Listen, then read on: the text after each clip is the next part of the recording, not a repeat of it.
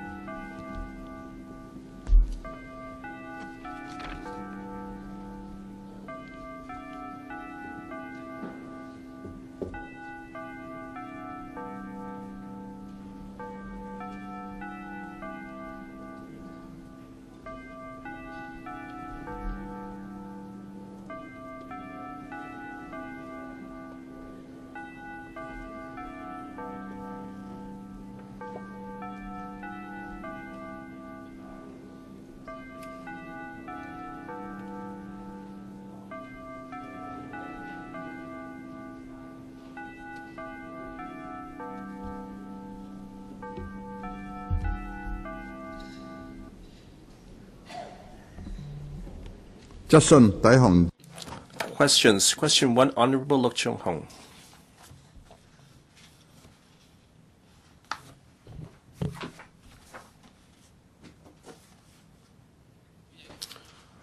President, in recent years, quite a number of cinemas have closed down one after another. At present, there is no cinemas in certain districts, for example, Tai Po, resulting in fewer entertainment choices for the residents in those districts.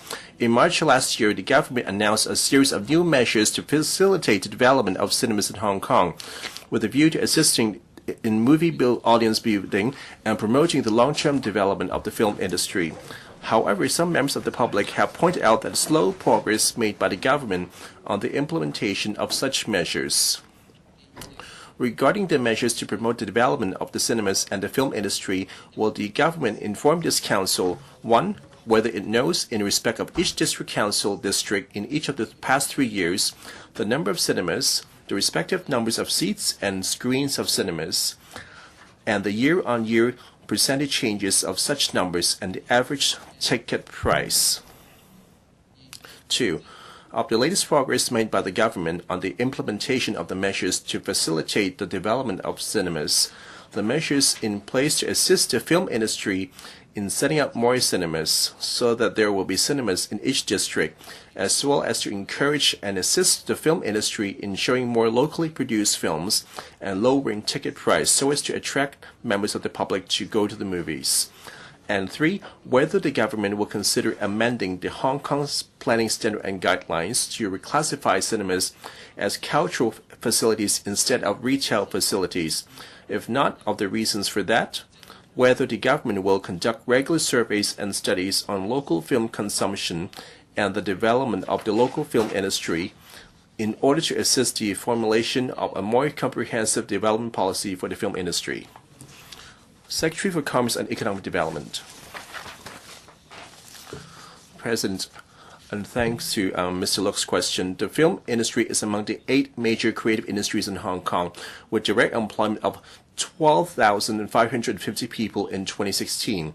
Hong Kong was once a major player in Chinese films but has been faced with numerous challenges in recent years. The government has been sparing no efforts in promoting the development of the local film industry on all fronts, mainly through the Film Development Council (FDF) to support and promote film productions and other film-related marketing and audience-building activities. In respect of local cinemas, the government announced in March 2017 new measures to facilitate the cinema development in Hong Kong, including the incorporation of requirement to include cinema in the land sale conditions into 2 designated government land sale sites to increase supply of cinemas, with a view to help the long-term development of the industry. My reply to Hon LUK Chung-hung's question as follows. 1. From 2015 to 17, the average price of the movie ticket in Hong Kong had remained stable at $73, $76, and $75 respectively. The number of cinemas, seats, and screen categorized by district, council district, and their 3 years are set out in the annex. Overall speaking, from 2015 to 2017, the number of cinemas had increased by 12.8% from 47 to 53. The number of seats by 3.2% from 37,779 to 38,976, and the number of screens by 13.4% from 209 to 237. Out of the 18 district council districts, all of them now have cinemas except Tai Po, which will also see the opening of a cinema in 2019.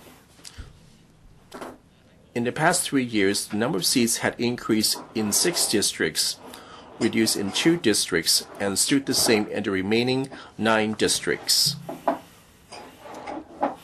As aforementioned, will incorporate requirement to include a cinema in the land sale conditions of 2 designated government land sites in Kai Tak and Sha Tin, with a view to increasing the view of supply of cinemas. The Kai Tak site has been included in the 2018-19 land sale program, while a technical assessment by the government is underway for the Sha Tin site.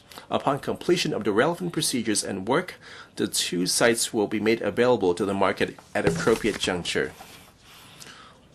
While adopting the above measures, the government considered that the provisions of cinemas should largely be market-driven. We're delighted to see the upward trend in respect of number of cinemas, seats, and screens in the past 3 years. With the upcoming launch of a cinema in Tai Po in 2019, there will be provisions of cinemas in all the 18 districts. The government will continue through the Film Development Fund and relevant measures to keep pace with the development of the film market and broaden the audience base. For instance, the government has provided additional screening facilities for the auditorium of the North District Town Hall and commissioned the Hong Kong Film Art Association to organize film screening activities on a regular basis, with post-screening seminars in a bid to promote films and build up audience base among students. Moreover, we provided additional funding to the Hong Kong International Film Festival Society for adding Chinese subtitles to non-Chinese films screened into International Film Festival and offering student discount tickets, thereby fostering the public's film watching habit and their ability to appreciate films of different genres. Part 3. The Hong Kong Planning Standard and Guidelines, HKPSG, stipulates that the general guidelines for determining the various land uses and facilities in accordance with the population size and other factors. The relevant guidelines serve as a general reference for the government to, at the planning stage, reserve land for different developments and facilities to meet the public needs. The relevant government bureau and the departments will formulate, review, and update the HKPSG from time to time in light of different policy and development needs, while the planning department will assist in coordinating the formulation of the relevant standards. According to the HKPSG, the cinemas operating on a commercial basis are categorized as retail activities and can be built within land use zones where commercial uses, including retail, are permitted. Generally speaking, the provision of commercial and retail facilities should be market-led. We understand development of cinemas and the development of the film industry complement each other. The government has been consulting the Hong Kong Film Development Council, FDC, on the overall policy, strategies, and the practical arrangements for promotion and development of the film industry, as well as the public funds to support the industry to understand the needs of the industry and offer support as appropriate. In view of the considerable changes of the film market in recent years, the government has engaged a consultant to review the operations and effectiveness of the various funding schemes under FDF to study the latest market development needs and propose feasible corresponding measures. The consultancy study will be completed shortly. We will consider the recommendations therein and in consultation with the FDC formally proposal to enhance the operation of the FDF so as to assist the industry to respond to the needs of the market more effectively. Thank you, President. Honorable LUK Chung-hung, President, we welcome the government have certain requirements on certain government land sites. However, he decided to be market-driven. Even though the cinemas are market-driven, government had an inescapable duty as to how to promote the screening of local films and support the development. And recently, a lot of the cinema circuit mainly plays Hollywood films or imported films. That's their business considerations. That how to, President, please raise your question. Now that would the government come with specific measures? For example, in the HKPSG to guarantee a certain number of cinemas in each district. Or maybe would the cinemas be run by the Leisure and Cultural Service Department or designate a certain time slot for playing locally produced movies? Would that be possible? Secretary, thank you for Mr. Luk's question. In my reply, I mentioned that the government would offer support to this industry on two fronts, and there will be great emphasis, like Mr. Luk said, to support the sector in the production and filmmaking and training talent and in movie releases through the Film Development Fund and other measures.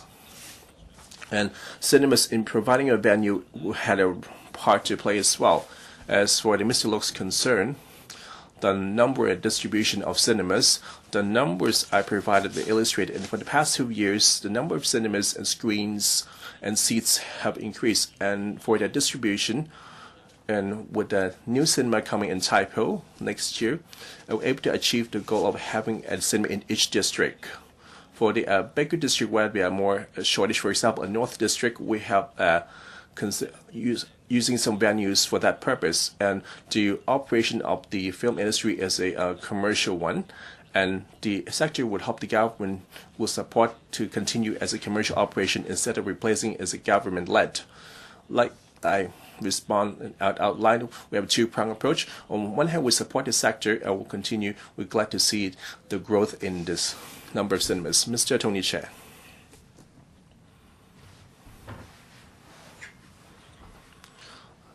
Thank you, President. cinemas have been classified as retail facilities, and the Secretary have stressed it is market-driven. So relying on land sale programs to effectively bolster the number of cinemas, I don't believe that it will be feasible. Would the administration consider that on the provision of cinemas, you would provide incentive, for example, floor space concessions, so that not only the new developments will have cinemas, for the old existing commercial retail facilities can be retrofitted with cinemas.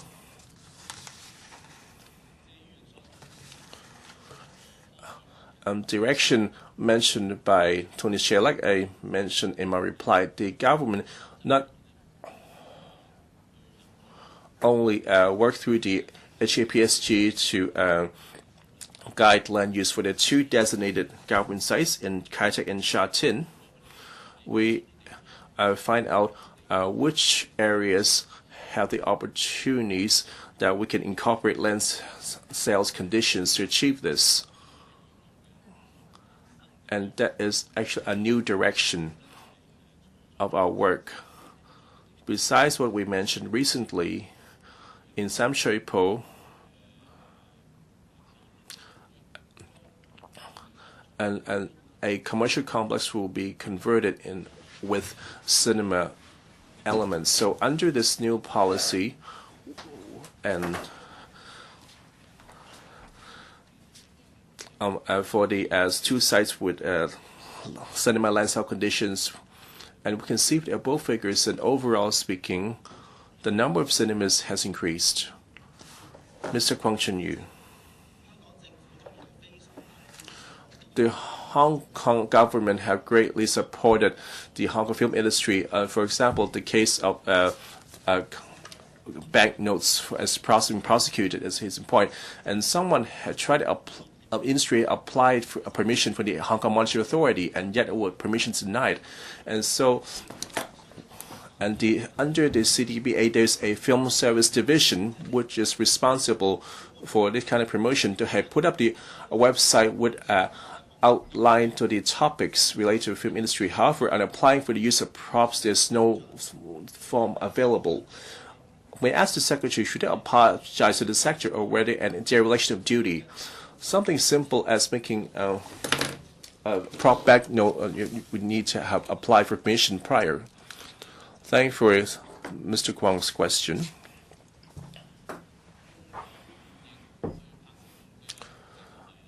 So the prop banknotes used for filmmaking that being governed under the Criminal Cap 200, Section 03, to prevent the reproduction of banknotes that will fall into the wrong hands and the negative impact. I agree with Mr. Kwang. Besides having such management, we need to assist those legitimate needs. So besides it requires written approval from the Hong Kong Monetary Authority, within our bureau, the film support division will meet this sector regularly. As for the incident mentioned by Mr. Kwang, yesterday our colleagues have met with 4 reps, for example, Hong Kong Directors Association, Hong Kong Art Direction Association, and the Hong Kong Film Executives Associations, among others, and they offered us feedback on the June 19th. The sector and the HKMA and the police will sit down for a meeting. And so where there is room for improvement in terms of procedures, we're glad to liaison. President, he didn't quite answer my question. So there's no form on the website. Would it count as a dereliction of duty? As for whether we can apply for filling out a form, or in our discussion yesterday, there were other proposals will be considered together. Mr. Ma Feng-kwok. President, the the license for cinemas need to be renewed every year. The procedures are very complicated. The annual renewal have brought uncertainty to cinema operators. This may ask the administration willing to consider offering multi-year licenses to and incentivize more long-term investment to foster the cinema's development. Secretary. For this specific question, if the sector sees it as a problem, the Film Sales Division is glad to discuss with the sector on any ways to achieve this. And like the numbers I mentioned, then there's a increasing number of cinemas, and it's also and have also evolved into more screens in the Cineplex. So thank you, Mr. Ma. I'll go back to ask my colleague to follow up. Mr. Lam Kin Fong. The government is committed to help the film industry and to let a vibrant tourism economy. There should be a holistic consideration, including the number of Hong Kong cinemas, and yet the government have lacked vision. So we are more than about chasing numbers to make it work. I remember back in the 60s and the 70s, and cinema has been classified as a recreation facilities. For every 1,000 people, there should be 38 cinema seats. However, this restriction is lifted. Will the government reconsider in the HKPSG to setting a ratio of the population to cinemas to encourage developers to reserve the full space for the construction of cinemas in order to achieve having multiple cinemas in district? You've already asked 2 questions. Please sit down. Secretary, Mr. Lam asked you 2 questions. You can choose to answer either one of them. Thank you for Mr. Lam's question. Let me clarify it first. So Mr. Lam mentioned of the requirement and the HKPSG had been changed in 1975. What hasn't been changed, unlike what Mr. Lam said, this is not a recreational facility. This has been classified as a retail activity, since it's very much a commercial activity itself. As for the change of the cinema landscape for the past 2 decades, there's been more additions and closures. This also had to do with the audience and the development of the industry. The audience nowadays, when they enter cinemas, they will be hoping for more choices and hoping there will be a better sound and seating. So I see the industry being transformed. Like in my main reply, our support to the film industry is more than about the number of cinemas. If we just look at the numbers alone, and like Mr. Luk said, we are more or less achieving to have a cinema in every district. So that, on the other hand, the film industry, what they hope for, especially against the bigger economic development with more opportunities in the mainland and yet more competition, that how we maintain local production as to attract a new generation of filmmakers to succeed. So this is actually the direction of the review for the Film Development Fund, to have good filmmakers who produce good films and that we finally be shown on screen. So that'd be our direction. Mr. Chen Chung-tai. Last thing, Mr. Chang Wai-chun, accused of keeping forged banknotes because the props notes have been too similar to the real ones. Would the government consider amending the legislation to keep pace with the times so that there will not be more filmmakers being prosecuted due to this outdated legislation? Thank you for Dr. Chang's question. The legislation is simple yet vital. According to the compliance ordinance, the reproduction of banknotes for whatever purpose is for the filmmaking purposes, but obtain the prior written approval of the HKMA. Like Dr. Chang said, whether we should consider amending the legislation, I'm afraid not so. On implementation, how could the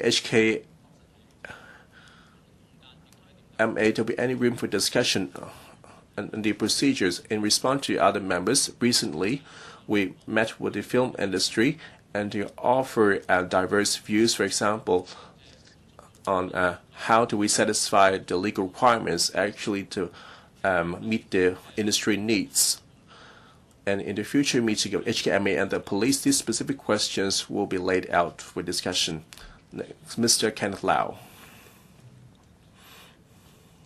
President, back in the black and white cinemas and Hong Kong cinemas have doing a growing rage, and there's even a cinema in Changchao. So movies are the popular pastime for workers as well as for a family activity, and yet it continued to shrink in the 1990s with ever-rising rent. The Hong Kong cinemas have been in this commercial complex or even closed, that deprived them of a entertainment option. The cinemas demonstrate a creativity as a cultural mission. May I ask the secretary? He claimed that there will be increase in the number of cinemas. We would talk about innovation technology, and that's the same direction that cinemas should take. Will the government offer any support on this? Secretary, thank you for Honorable Kent Lau's question. I'll support the industry on the use of INT to not only focus on film exhibition. The filmmaking industry is a major industry in Hong Kong. There will be quite a number of people working in the sector and very professional as well. And film production, especially post-production, recently have gone international. And in Hong Kong, there's a lot of practitioners have enjoyed certain status globally. In terms of application of technologies and the production and the shooting and post-production and the publicity areas, so I'll support the sector. Like I said, besides the number of cinemas, the overall development of the industry, we are working on a lot of fronts. For example, encouraging local production through funding, especially to train new talent, and thirdly, to build the audience, and fourthly, to promote the Hong Kong films. We're glad to consider that how to help the industry to apply the innovation and technologies to make sure the industry to move with the times and exploit greater opportunities. Question 2, Ms. Starry Lee. Yes, what is your point of order? Call for quorum.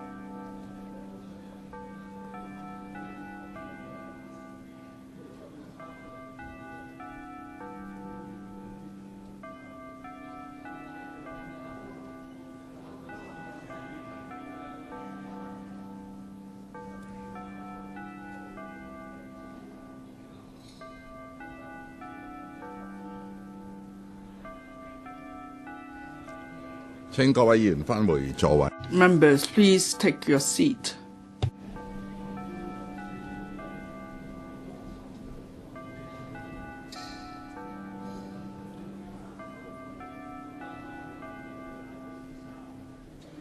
Ms. Starry Lee. President. So, a few minutes of the Council's time's been waited again. In November last year, the government published a consultation paper on review of electoral arrangements, launching a public consultation on 3 issues related to elections, including the polling hours. The consultation report was released last month. In this connection, will the government inform this Council 1? As some members of the public are of the view that the existing polling hours and the time taken in counting votes are unduly long, causing impacts on society, the electors and the candidates, but the consultation paper proposes that the polling hours of the Legislative Council, LECHCO, and District Council DC elections be maintained, of the authorities' measures to alleviate the relevant impacts. 2. As the government has indicated in the consultation report that it will study the making of arrangements to enable those civil servants who serve as polling staff or are on shift on the polling day to cast their votes in advance, and to enable eligible electors who are Hong Kong permanent residents working or residing on the mainland to cast their votes in advance at the offices of the SAR government on the mainland, whether such studies can be completed expeditiously so that the relevant arrangements can be implemented in the 2020 LECHCO general election. And 3, whether it will review the vote counting arrangement for the election of District Council second functional constituency seats in LECHCO, such as by drawing reference to the vote counting arrangement for geographical constituencies in which a polling station will be converted into a counting station immediately after the close of poll for counting votes on the spot, whether it will conduct a feasibility study on introducing electronic counting to LECHCO and DC elections, if so, of the details, if not the reasons for that.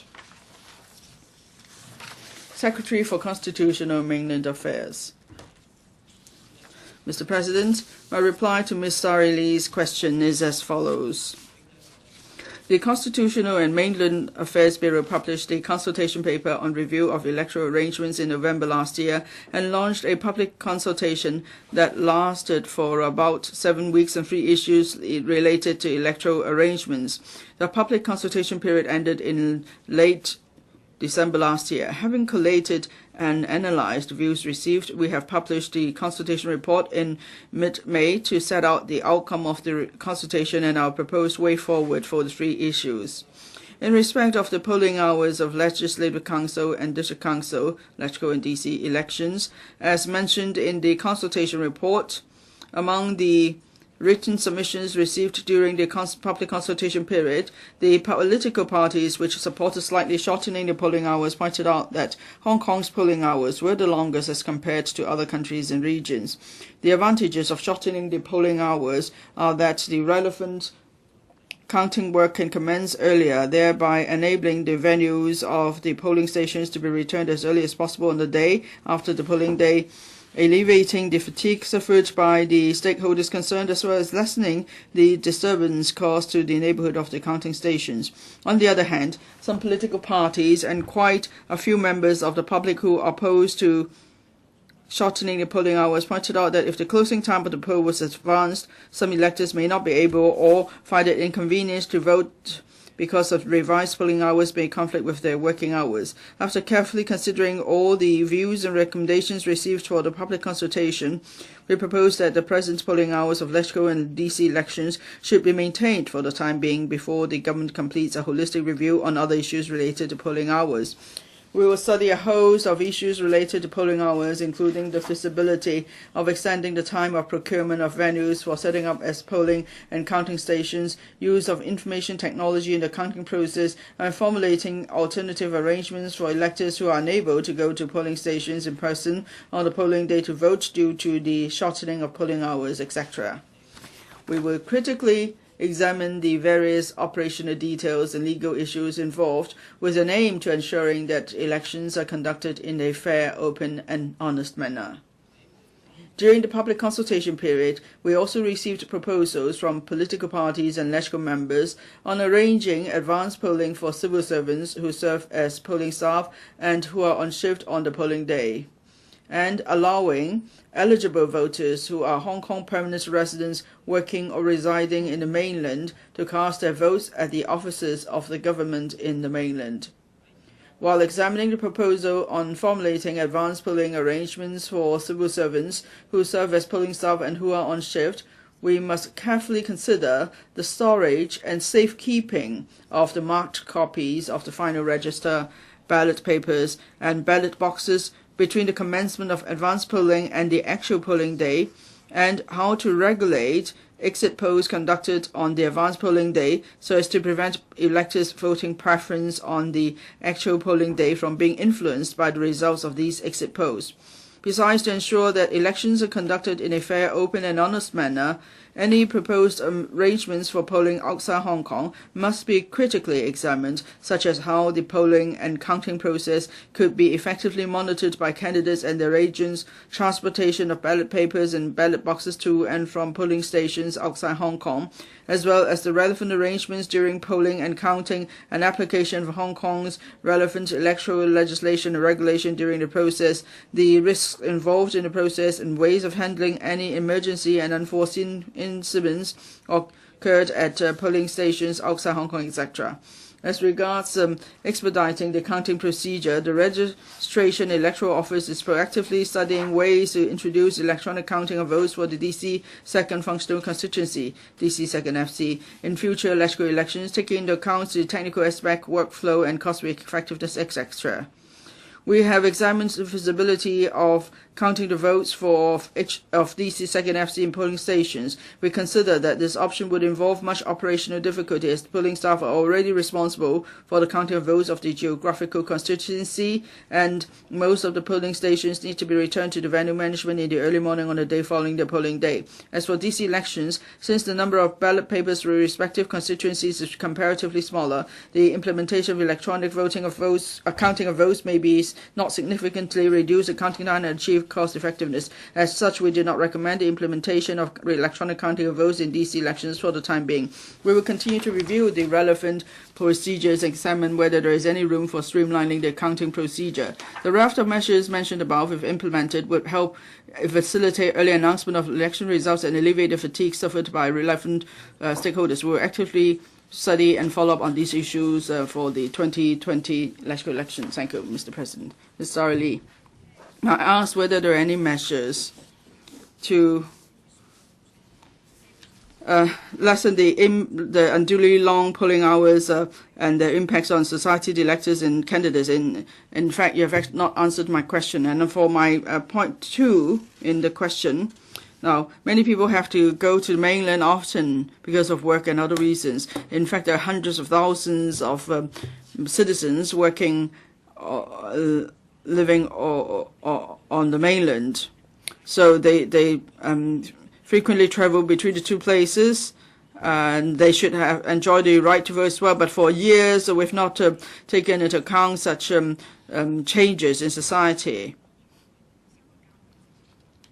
You just consider it from the point of view of monitoring, vote counting, etc. in Hong Kong, but you have not considered the right to vote for each member of the public in each Hong Kong resident. So would you consider something to do something about it, and would it be part of measures for the 2020 electoral elections? Secretary, thank you, Ms. Lee, Starry Lee, for your questions. Firstly, on how we could consider the unduly long polling hours and how and vote counting hours, how we could lessen the impact. Well, in my reply, I explained why for the time being we should keep the same polling hours. But we will take a holistic review on all issues related to polling hours, and then we will review the whole matter. As for the feasibility of electronic counting of votes and how we could streamline the vote counting process, that would also help to lessen the impact of unduly long polling hours and vote counting hours. So we are considering some measures. That's the first point. Second point, for Hong Kong residents working or living on the mainland, or they have to commute between the two places frequently, how we could facilitate them in casting their votes.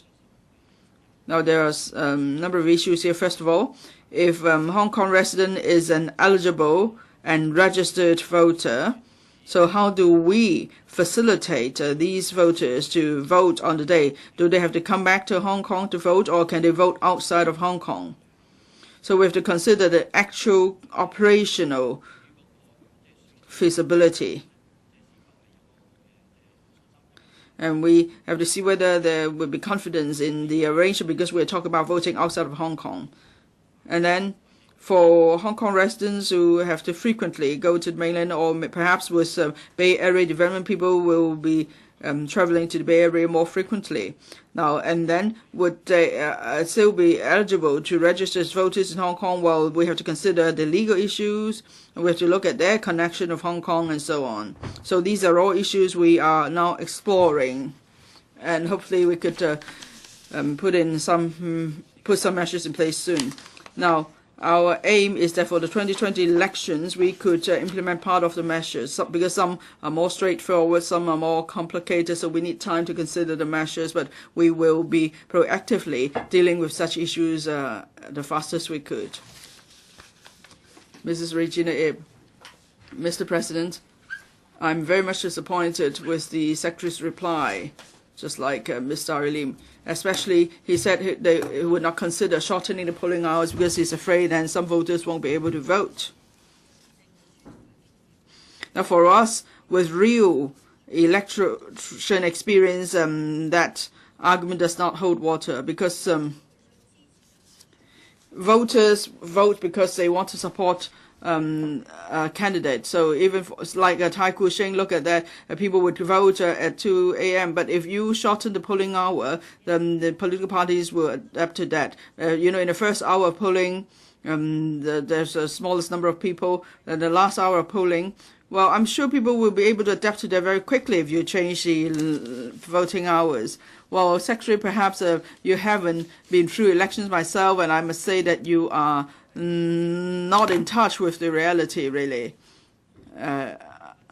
Because now for candidates, volunteers, and all relevant parties, fatigue really sets in, and we have the longest polling hours. There is no need to change the law to make this change, so please consider public interest and reconsider. Secretary. Thank you, Mrs. Ip, for your question. First of all, I agree that our polling hours are now 15 hours. The UK has the same number of voting hours as us, but around the world, they all have shorter polling hours. So it's true, we do have long polling hours. And then after polling, there's need to count votes. So for all relevant parties, they will be involved over an extended period of time, and it is really tiring. And that's why we suggested whether we could shorten the polling hours. But now we've come to the conclusion that we would keep the polling hours unchanged. The reason is that we don't want to deal with this particular issue in isolation, because there are other related issues to polling hours which we are now looking at. For example, whether we could have electronic counting of votes to speed up the vote counting procedures, or in identifying polling stations, could there be advanced planning so we have large enough space so we don't need to have long queues of voters. And also are there other measures to streamline the whole process. So we like to consider all these issues as well, and then come up with some comprehensive proposal. So it's not the case that we don't find the polling hours too long. No, it's not the case. Please understand, we do bear these points in mind in carrying out our work. We agree if we change the polling hours, as long as there is sufficient publicity, voters will adapt to the change. But then for some voters, they may work long hours or they work shifts. Would there be alternatives for them? And now we're exploring as the first step. for colleagues helping with the elections, and for civil servants on shifts, we are considering whether there could be advanced polling for them. So these are all issues we will consider. Thank you. Mr. Gary Chen. Thank you, Mr. President. As the Secretary for Constitutional and Mainland Affairs, Mr. Patrick Nip should know two words. One is people drifting to the northern drifters, or people drifting to the mainland. That means people working or studying on the mainland who are from Hong Kong. Now, you are encouraging people to work or study or reside in the Bay Area, but at the same time, you're depriving these drifters of their right to vote. So do you not think that's contradictory? Now, given the technology available now, is it possible that for your offices on the mainland to be the polling stations for these northern drifters, so that they are able to realize, enjoy their citizens' rights or civil rights? Secretary, as I said in my reply earlier, there are more and more Hong Kong residents going to the Guangdong province, the Bay Area, or the mainland as a whole. They work or live there. So yes, we are aware of this, and that's why we have proposed. That's why we've mentioned that we need to consider how to deal with this particular issue. Now, and as I also said earlier, if a voter is eligible for registration, then we have to consider whether he has to come back to Hong Kong to vote, or whether he can vote outside of Hong Kong. So we're looking into these arrangements, and we have to consider the number of people involved and the actual operation, so we could make sure that there are real benefits for this arrangement, and also people will be assured about the voting arrangement, even if it's done outside of Hong Kong. On the eligibility of voter registration, well, voters have to be ordinary resident in Hong Kong. They have to declare an address in Hong Kong. Of course, with developments in Bay Area, maybe there are more people living on the mainland and coming back to Hong Kong frequently. So for such Hong Kong residents, on their right to vote or eligibility, what are considerations? So these are issues we have to explore. But this is, of course, a complex issue, because here there are legal points involved as well. So, but we are actually working on that. Thank you.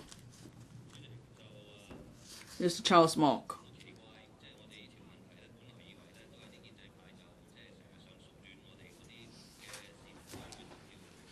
Well, we thought the pro-establishment camp just wanted to shorten the polling hours because voters' turnout rate is really low, but you want to shorten polling hours. But the government refuses to adopt technology in speeding up the vote counting process and so on. But we thought it was all about that. But then all of a sudden we're talking about people voting in Bay Area and people drifting to the north. You know, young people don't just go to work in Bay Area. Young people are going to Taiwan to buy their home. They buy a property. Many go, working in the Silicon Valley. More than 20 years ago, and I was in the Silicon Valley, I was really fighting for the right for Hong Kong people outside of Hong Kong to vote. Now, if you have such a policy, then it must apply to all. We can't just single out the Bay Area or the mainland. It has to be around the world. If actually with the technology, you can do it. In fact, 30 years ago, after June 4th, we've been fighting for such arrangement, but still we don't see it. So is it possible that for Hong Kong permanent residents who live in different parts of the world and who often come back to Hong Kong, as long as they are eligible, they should also be afforded the same arrangement? Now, if you're considering the people in that Bay Area, what about the Hong Kong residents all around the world? Can you also consider their demands, same as demands for those living in Bay Area? Secretary. Thank you, Mr. Mark, for your questions. Now, I note 2 points in your questions. Firstly, as voters of Hong Kong, the key consideration is people residing in Hong Kong. But of course, if there are more and more Hong Kong people who frequently travel to other places while maintaining a close connection with Hong Kong, then do we need to explore that issue? Our view is that we need to explore such an issue. And secondly, as we explore such an issue, we fully appreciate this is a very complex matter. And then there are also legal issues involved that we have to consider. Now, you're talking about in or out of Hong Kong, and we're talking about voters' eligibility. Then all these issues, including those mentioned by Mr. Mok, must all be considered carefully when we explore these issues. Thank you. Mr. Gary Fan. Mr. President, Hong Kong people, work hard. If we shorten the polling hours, it will affect the fairness of the voting process. It's also infringes upon the residents' rights to express their position. So, the DAB, the New People's Party, and others should be criticized for actually proposing to shorten polling hours, and they are openly putting pressure on the secretary, so they should be criticized. Now, in parts 2 and 3 of your reply, in response to Ms.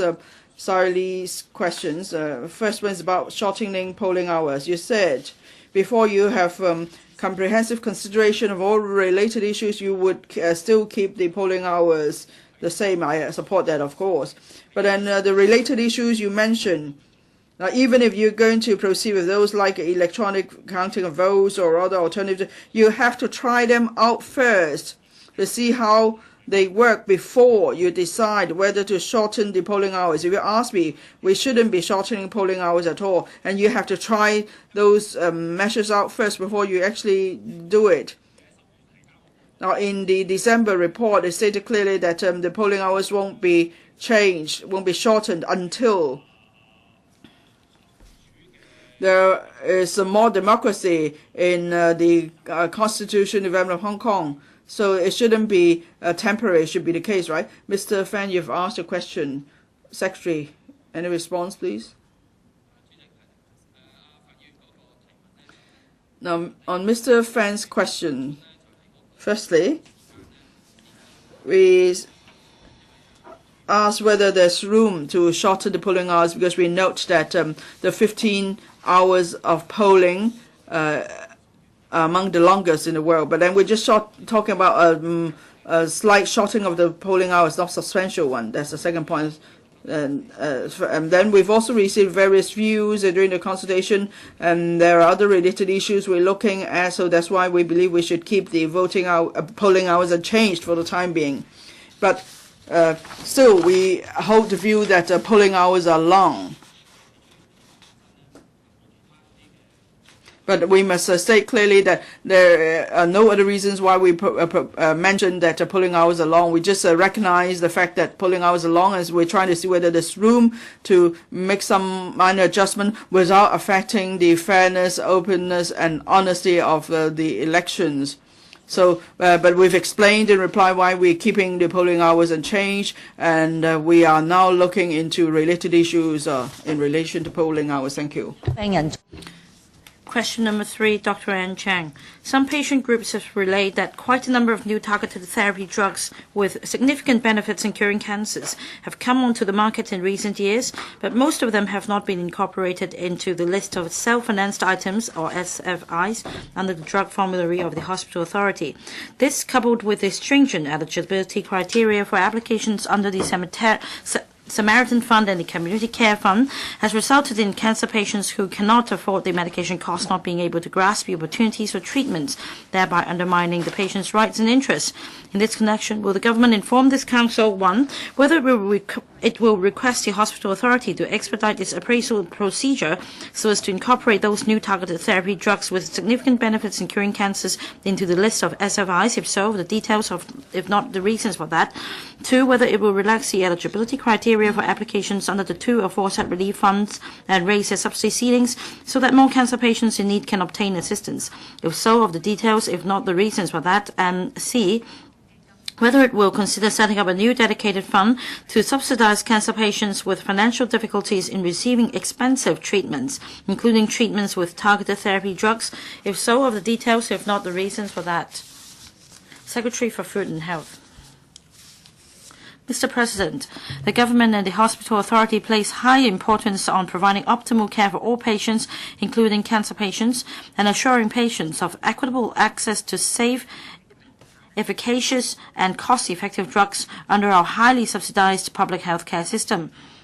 My consolidated reply to the various parts of the question raised by Dr. Ann Chang is as follows. 1. The HA has an established mechanism for regular appraisal of new drugs and review of its drug formulary and the coverage of the safety net. As pledged in last year's policy address, the Drug Management Committee under the HA and other committees concerned will more closely monitor the research developments and the accumulation of medical scientific evidence for new drugs so that needy patients could receive early treatment. The Drug Advisory Committee of the HA currently conducts meetings once every 3 months to appraise new drugs. The whole appraisal process follows the principles of evidence-based medical practice, rational use of public resources, targeted subsidy, opportunity cost consideration, and facilitation of patients' choice, and takes into account the safety, efficacy, and cost-effectiveness of drugs and other relevant factors, including international recommendations and practices, advance in technology, disease state, patients' compliance, quality of life, actual experience in the use of drugs, as well as the view of professionals and patient groups. In appraising new drugs, especially expensive ones, the HA will also carefully examine the long-term financial sustainability of the drug therapies with a view to providing all patients with appropriate treatment. The HA will include approved new drugs in the drug formulary or under the coverage of the safety net as appropriate. Currently, the HA drug formulary includes effective drugs for the treatment of various diseases. These drugs, including targeted therapy drugs for treating cancer, are provided for patients at standard fees and charges. The HA has been extending the coverage of its drug formulary through regular review. Self-financed cancer drugs are incorporated into the drug formulary's special drug category in phases and provided for patients with specific clinical indications at standard fees and charges.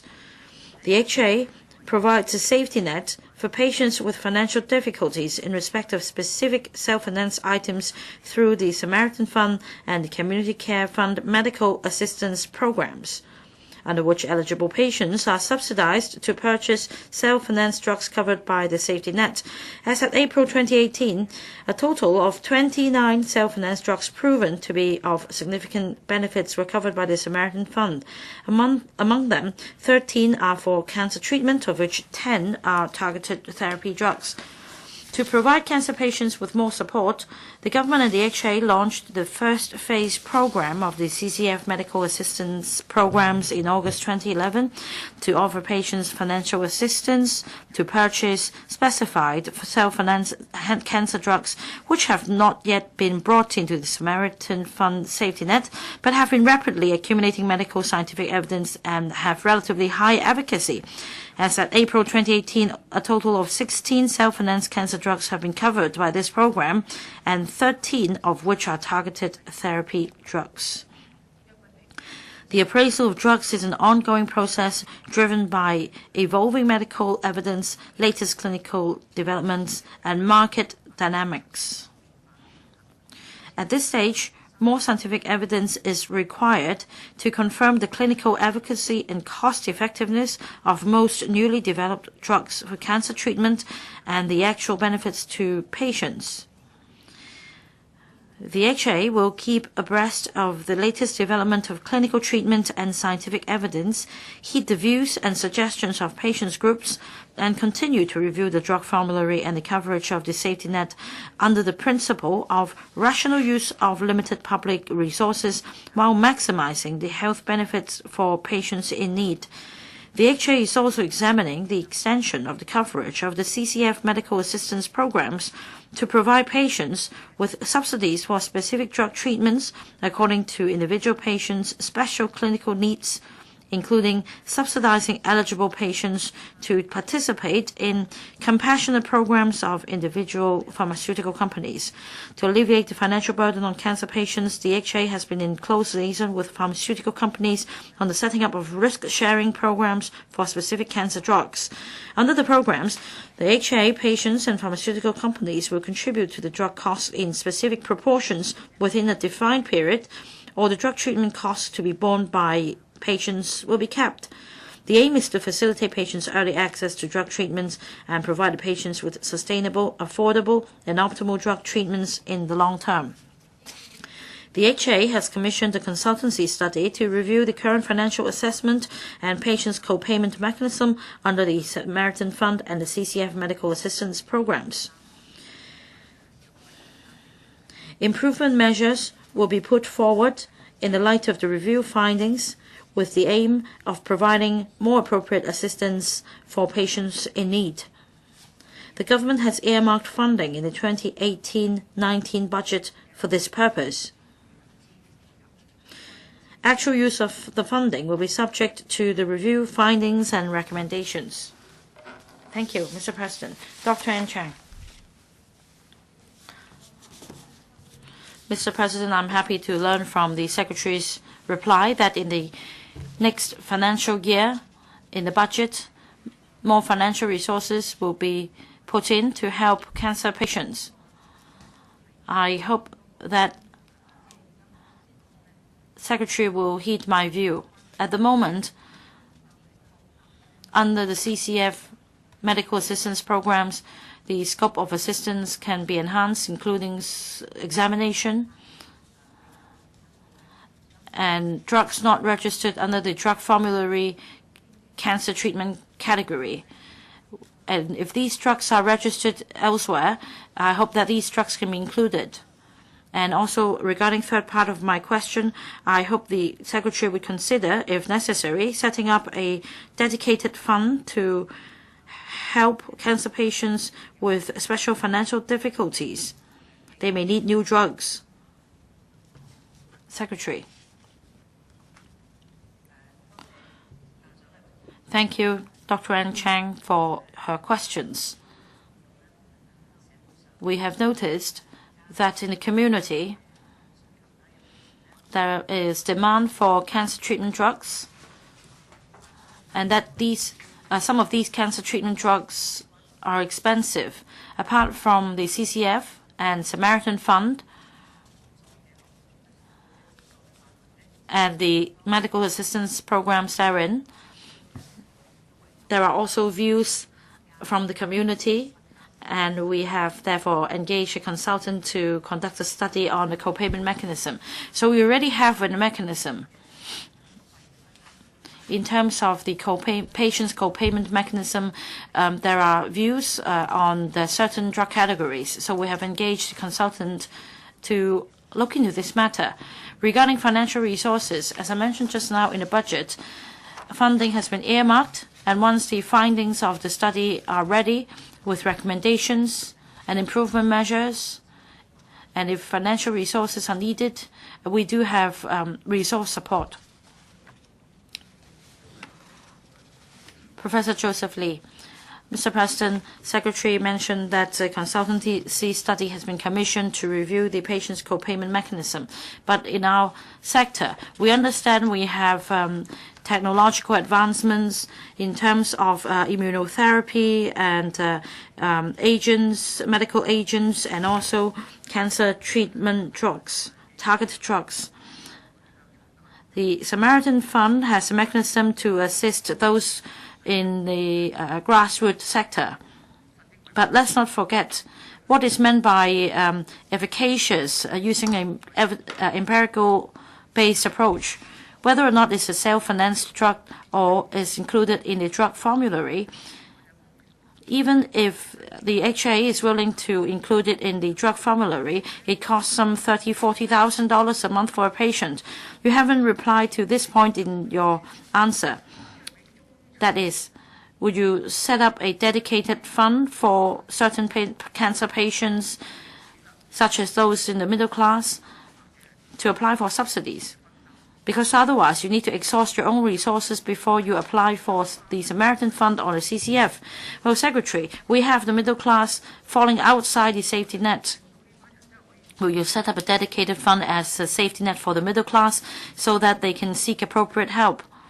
Financially, you can work it out with the financial secretary. We can have a dedicated fund set up for this dedicated purpose to benefit the middle-class patients so that they don't need to exhaust their own savings before turning to the Samaritan Fund or the CCF. Secretary. Thank you, Mr. President, and thank you, Professor Lee, for your comments. The HA and the government place high importance on providing optimal care for all patients, including cancer patients. Regarding the question you mentioned just now, the fund is in place. It is the Samaritan Fund and the Community Care Fund. Now, there are views on the means test included in the funds. For example, about the middle class you mentioned, as a result of the means test, some middle class patients may not be covered by the safety net. So the mechanism works in two ways. The review covers the patient's payment mechanism as well as the scope of the means test. And we should await the findings of the review and then implement changes gradually. Resources in 2018-19 budget funding has been earmarked for this purpose. After reviewing the existing mechanism, subject to the review findings, we may put forward some proposals in relation to the means test as well as the patient's co-payment mechanism. That means we'll try to expand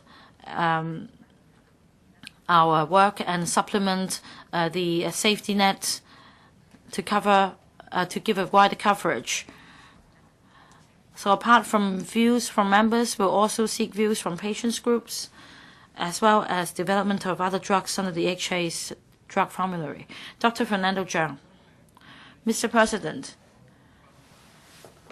well, many patients are very unfortunate in the sense that they suffer from cancer or other rare diseases, and the drug expenses are beyond their affordability. According to the main reply of the Secretary, the Drug Advisory Committee, as an existing mechanism, would conduct meetings once every 3 months to appraise, say, the efficacy, safety, and cost-effectiveness of drugs.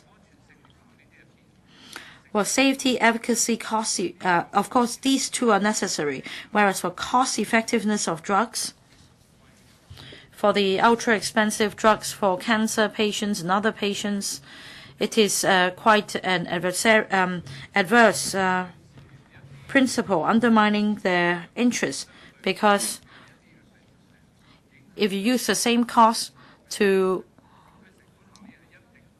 purchase drugs to cure more common diseases, of course the cost effectiveness will be higher. And I share the views of other members. If the government is committed to help patients suffering from cancer or other rare diseases who are required to take relatively more expensive drugs, shouldn't another set of criteria be used? Not to mention a dedicated fund as an independent mechanism in appraising or vetting drugs, so that the different vetting criteria can be used apart from other general drugs. Secretary. Thank you, Dr. Chung, for his questions. As I mentioned, in 2011, the government and the HA launched the first phase program of the CCF medical assistance programs. Under this program, patients would be given subsidy to purchase specified cancer drugs which have not been brought into the safety net.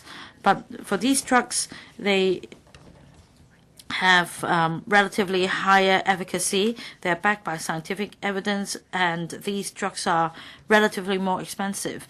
And at present, a total of 16 self-financed cancer drugs have been covered by the program, 13 of which are targeted therapy drugs. So we've noticed the issue that you raised just now. In terms of cost effectiveness, you quoted one example, but that's just one of them.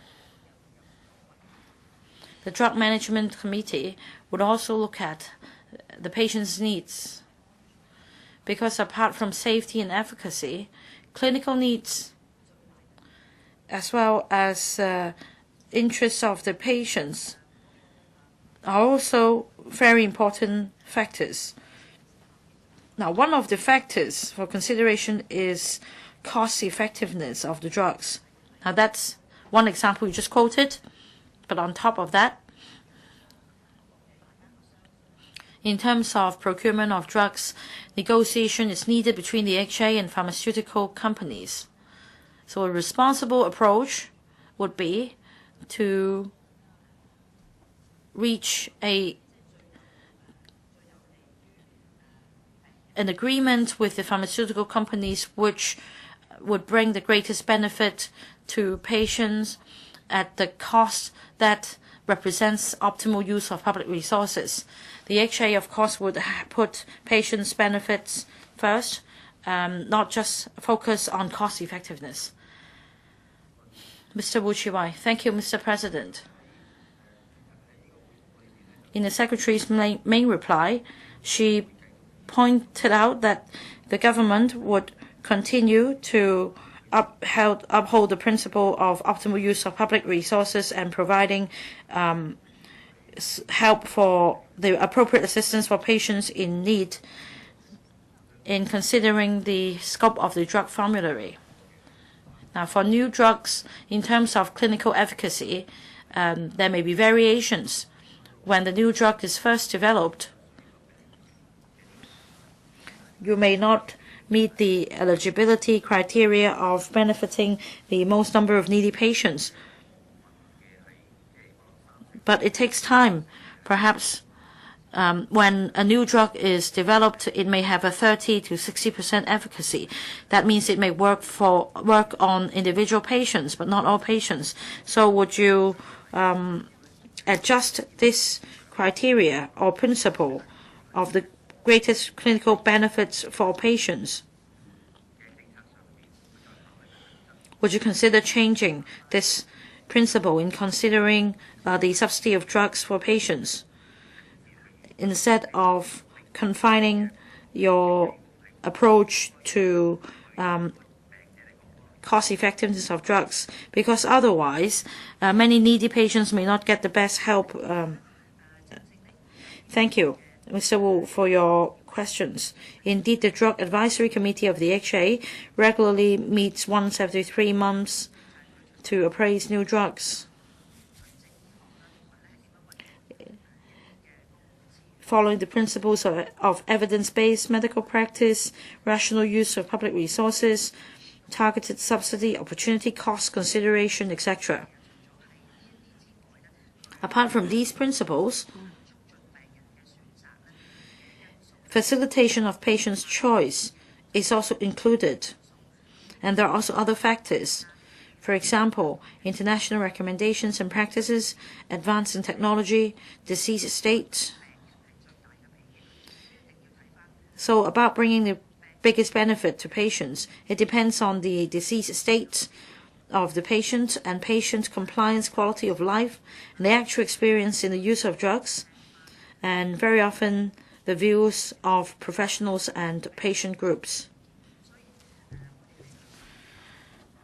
So when new drugs are appraised by the HA, a prudent approach will be taken to consider the treatment plans and the principles I mentioned. Your question hasn't been answered? I was asking whether the Bureau would balance the greatest benefit to be brought to patients with all the factors you mentioned. Secretary, yes, the answer is yes. The greatest benefits to patients, including the clinical state of patients, would be considered. Question 4, the Honourable Holden CHOW.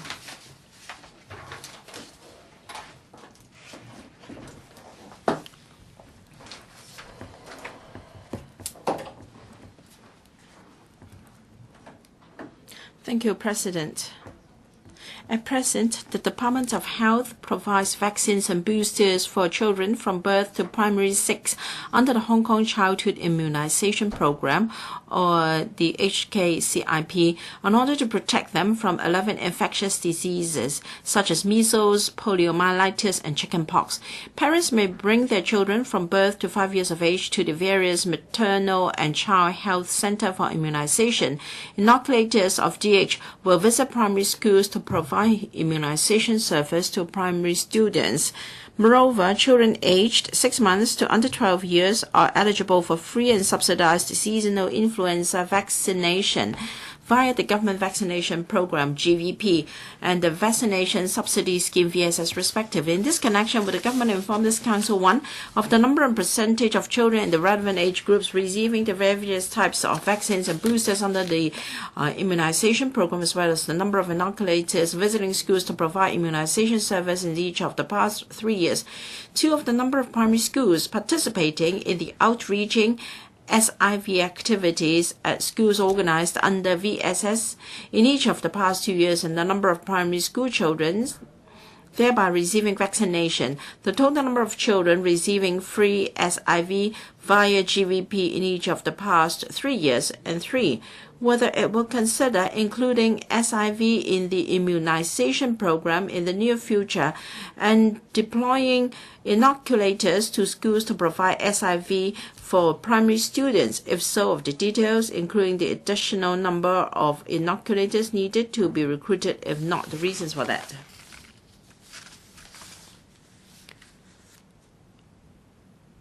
Secretary for Food and Health.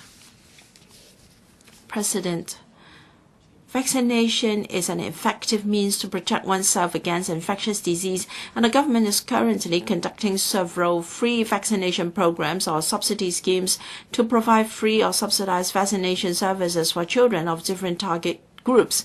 Having consulted the DH, I now give a reply to the 3 parts of the question as follows. 1. Eligible children will receive different types of free vaccines and boosters under the HKCIP for the prevention of 11 types of infectious diseases. Vaccines were first given to newborn babies in hospitals. During their preschool period, children will receive different types of vaccines and boosters at recommended ages of vaccination at the DHS Maternal and Child Health Centers, or MCHCs. As for primary school children, vaccination is provided at schools by the DHS Outreaching School Immunization Team, SIT. The details can be found in Annex 1. Apart from the free vaccination provided by DH, parents may arrange their children to receive vaccination in private healthcare facilities or clinics at their own expenses. In each of the past 3 years, about 112,000 to 120,000 doses of vaccine were given to newborn babies by private and private hospitals, about 600,000 doses to children by the DHS MCHAs, and about 160,000 doses to all primary 1 and 6 school children by the SIT under the HKCIP. Details are found at Annexes 2, 3, and 4, respectively. The number of staff of the SIT was 58 in financial years from 2015-16 to 2017-18. Details are set out in Annex 5. Since 2001, DHS conducted territory-wide immunization coverage surveys regularly to monitor the vaccination coverage of preschool children. The most recent survey, conducted in 2015, indicated that the overall coverage of various vaccines under HKCIP had reached as high as over 95%. For details, please refer to Annex 6. In addition, the SIT examines the immunization records of primary students when vaccinations provided at schools annually. Statistics show that the vaccination coverage of primary 1 and 6 students has been consistently maintained at above 97%. Details are found in Annex 7. 2. Regarding seasonal influenza vaccination, children aged 6 months to less than 12 years can receive subsidized vaccination at the clinics of private doctors enrolled in the Vaccination Subsidy Scheme, or VSS. These private doctors can also organize outreach vaccination activities in primary schools. In the seasons of 2016-17 and 2017-18, about 17,000 students in 54 schools and 24,000 students in 65 schools received influenza vaccination respectively under the VSS. While these school outreach vaccination services were provided by private doctors enrolled in the VSS, the logistics and inspection of services were carried out by the Center of Health Protection, or CHP, of the DH. In addition, children from families receiving comprehensive social security assistance or those holding valid certificates for waiver of medical charges may receive free influenza vaccination under the Government Vaccination Program, or GVP, at the DHS MCHEs for children aged 6 months to under 6 years, or the Student Health Service Center for children aged 6 years to under 12 years. In the seasons of 2015-16, 2016-17, and 2017-18, some 2,400, 1,600, and 1,900 eligible children received influenza vaccination respectively under the GVP. 3. The CHP has kept abreast of the latest position of the World Health Organization on immunization and vaccination, the scientific development and application of new vaccines, as well as the cost effectiveness, the latest global and local epidemiology of vaccine-preventable diseases, and the experience of other health authorities. The Scientific Committee on Vaccine-Preventable Diseases under the CHP holds regular meetings and makes recommendations to the CHP regarding the types of vaccines to be incorporated into the HKCIP from the public health perspective. Generally speaking, the incorporation of a new vaccine to HKCIP will be based on scientific evidence, taking into account a number of public health considerations, including the overall disease burden on society, the efficacy and safety of the vaccine, the availability of other effective preventive measures, cost effectiveness, and public acceptance of the vaccine. The CHP is actively preparing for the launch of the School Outreach Vaccination Pilot Program, or Pilot Program, in the 2018-19 school year. Under the pilot program, the government will provide free outreach influenza vaccination services for participating primary schools by either the government outreach team or the public-private partnership outreach team. Meanwhile, the CHP is working to enhance the school outreach vaccination services under the existing VSS by such ways as increasing the amount of subsidy and strengthening the support for participating private doctors. A list of doctors participating in the enhanced outreach VSS will be uploaded to the CHP's website in due course. No extra fees will be charged by these participating private doctors for the service.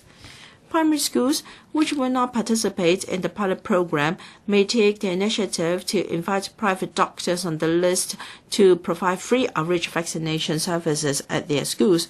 The CHP will review various modes of influenza vaccination, including services provided by the government outreach team, the public-private partnership outreach team, and the enhanced outreach VSS, with a view to working out a mode of vaccination for the future, including whether the pilot scheme will be regularized and also the manpower required. Thank you, Madam Deputy. Mr. Holden CHOW.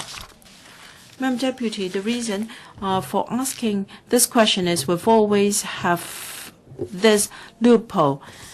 Manpower not arranged to give influence checks to students in primary schools, and parents have to take their children to do so at private clinics, and that's not convenient.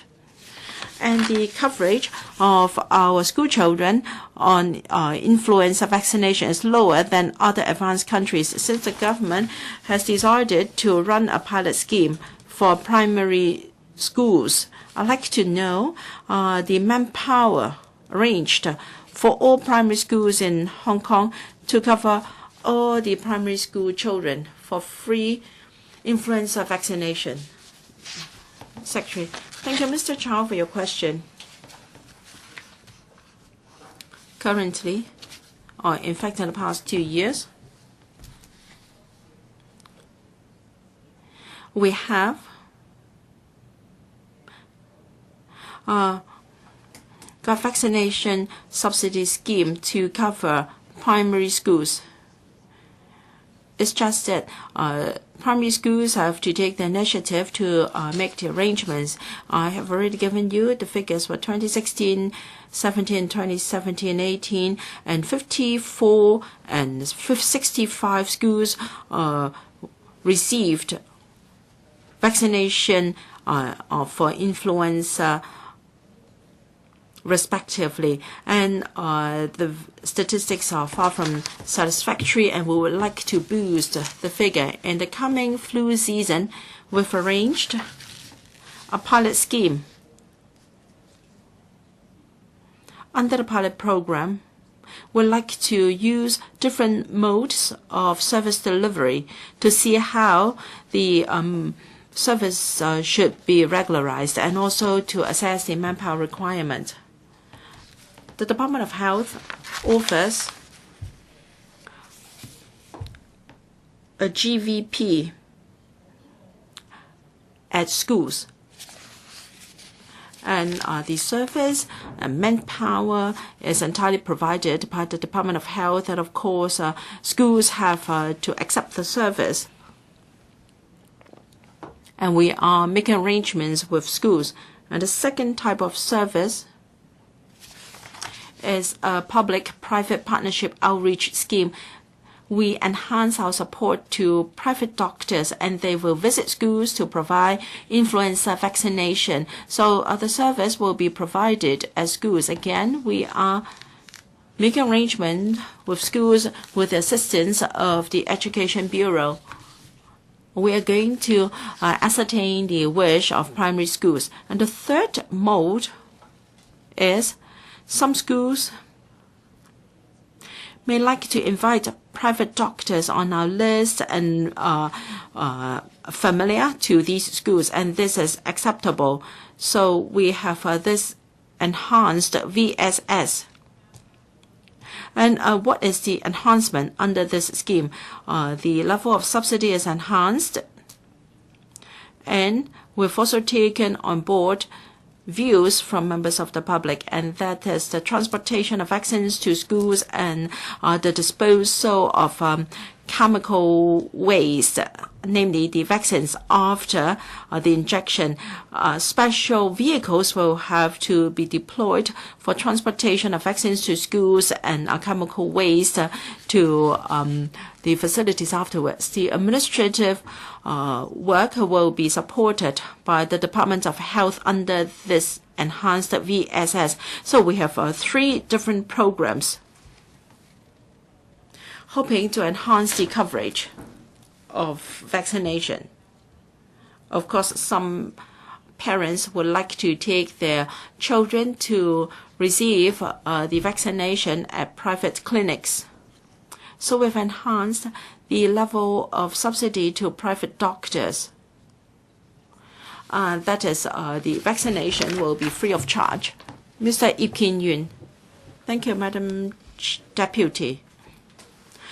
Regarding seasonal influenza vaccination, we are very concerned about that, because at the last flu season, the situation was very bad.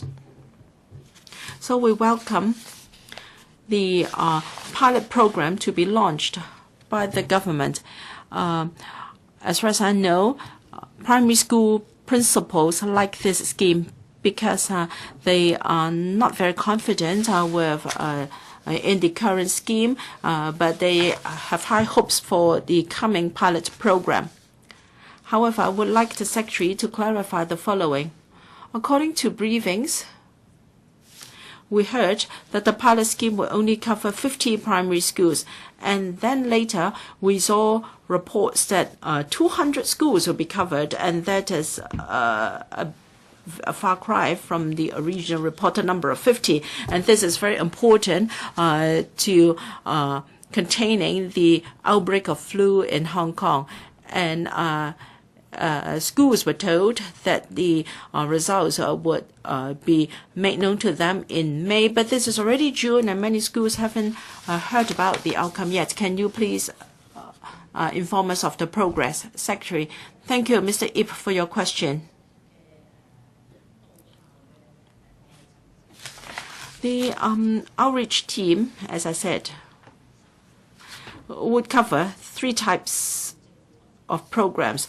First, government outreach teams entirely manned by the Department of Health. And the second type of outreach team is under the public-private partnership team.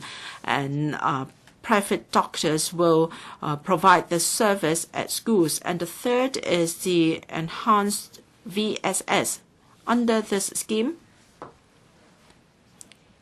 now, this is not a new arrangement, but it's enhanced. Schools will arrange for private doctors to arrive at their schools, but for transportation of vaccines and chemical waste that follow, we will enhance support for private doctors, and the level of subsidy is also enhanced. Mr. Yip referred to some figures. Now, for the first and second type of services, we hope to cover as many as 200 schools. For public-private partnership outreach team in particular, we need to identify private doctors that are interested. So we give briefings to schools, inviting them to join the scheme. And the Department of Health is also approaching private doctors, hoping that they can join the public-private partnership outreach team.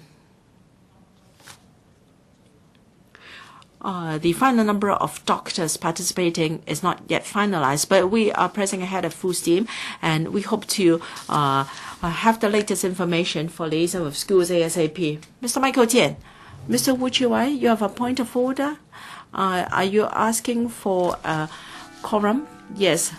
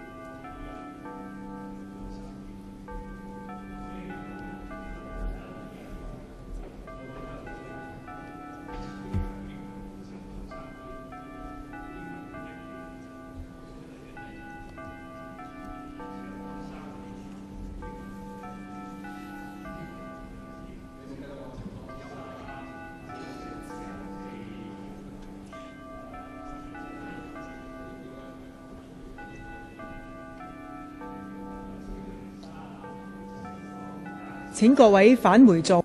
Members, please return to your seats to facilitate our head count.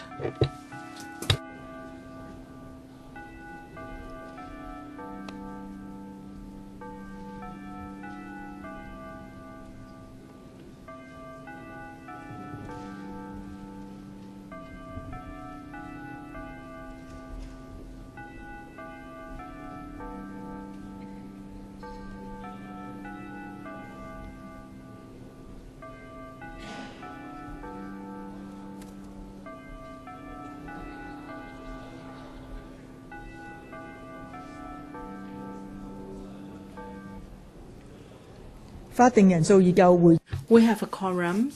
Council resumes. Mr. Michael Tian.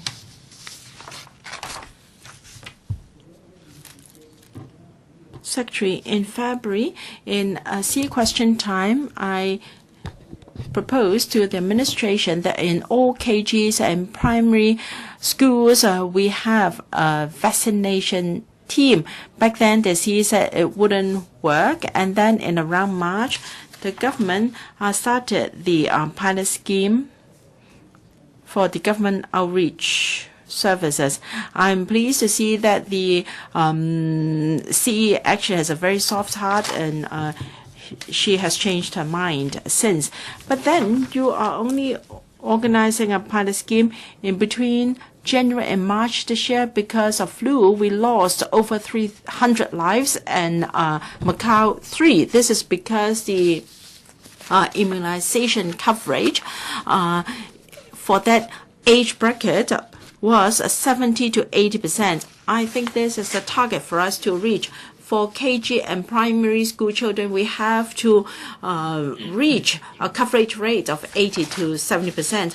How is this pilot scheme going to help us to achieve this rate? Now, if after some time you fail to achieve 70 to 80% of coverage, will you consider asking all school children to be vaccinated? Of course, you can allow opt-out by parents. Parents can choose to opt out without giving any reasons, but you should set to attain these targets. And if you fail to attain this target, will you require all school children to be vaccinated against the influenza? Secretary, thank you, Mr. Tian, for your question. To attain a high immunization coverage rate, we do not just rely on vaccination services at schools. There are other factors. Even though we have got the vaccination service at school, of course, it is more convenient. But according to experience, not all school children were willing to be vaccinated. So whether it be teachers and parents and schools, we have to step up publicity to these groups to let parents understand the merits of vaccination. And we should also answer some of the queries they have. This is very important. So, we, in addition to the pilot projects, we also step up publicity and education so that the public can be more accepting to vaccination. We are going to step up our work on these fronts to enhance the coverage rate. We understand that the current immunization coverage rate is has room for improvement, but we are committed to deploying resources and manpower to enhance the rate, because we believe that by increasing the immunization coverage rate of children will not just help parents and children. This is going to benefit the whole society as a whole. Mr. Tian, which part of your questions have been answered? The Secretary is supposed to be a very straightforward person. I'd like to know, do you have a target time frame for reaching 70 to 80%? If you still fail to attain that target, will you require all school children to be vaccinated? Can you please provide a supplementary answer? As I said, we intend to attain a high immunization coverage rate. This is the first time we have the pilot program. And of course, after that, we're going to review the effectiveness, and we will see after the various vaccination services at schools, what are the effectiveness of different programs and the coverage rate we can attain. Mr. Tian asked if we fail to attain the rate or if we can't achieve it quickly, we will require all school children to be vaccinated. We will have to find the reasons for the far from satisfactory coverage rate. Is it because school children are unwilling to accept it, or are there other reasons? After the pilot scheme, we will review the effectiveness and move forward. Question number 5, Mr. Wilson OR. Thank you, Madam Deputy. Chok Yuen North Estate is one of the housing estates under the Tenants Purchase Scheme, or TPS. Some owners have relayed to me that earlier on, many cracks appeared on external walls. A structural engineer found after inspection the design of 8 buildings in terms of the thickness of concrete slabs, of canopies, the number and spacing of steel bars, etc., were different from the working drawings approved by the Housing Department, like this picture. And there were extensive spoiling of mosaic tiles from the external walls due to the use of improper materials. The Owners Corporation wrote repeatedly to the HD requesting follow-up action be taken, but was refused. Regarding the building maintenance of TPS estates, we government informed this council, 1, of the number and contents of complaints and requests for assistance received by the HA in the past 5 years concerning structural safety, with a breakdown by name of estate. 2, whether the Hong Kong Housing Authority carried out major or estate-wide maintenance works for TPS estates in the past 5 years. If so, of the items of works carried out, the number of households benefited, the criteria based on which HA decided to carry out such works, and 3, of the current percentage of HA's ownership shares in aggregate ownership shares of each TPS estate, the role currently played by HA being one of the owners of TPS estates in the maintenance of those estates, whether HA will take on more responsibility for maintenance and step up its monitoring on the structural safety in those estates. If so, of the details. If not, why not? Thank you. Secretary for Transport and Housing. Thank you, Madam Deputy. My consolidated reply to the various parts of Mr. Orr's question is as follows.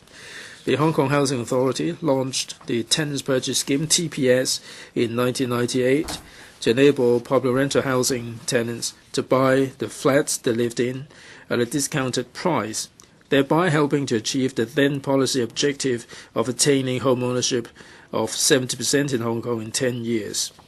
The government subsequently repositioned the housing policies in 2002 in keeping with the overall strategy of withdrawing from direct provision of subsidized sale flats. HA decided to cease the scheme after launching Phase 6B of TPS in August 2005. However, sitting tenants of the 39 TPS estates can opt to buy the flats they are living in.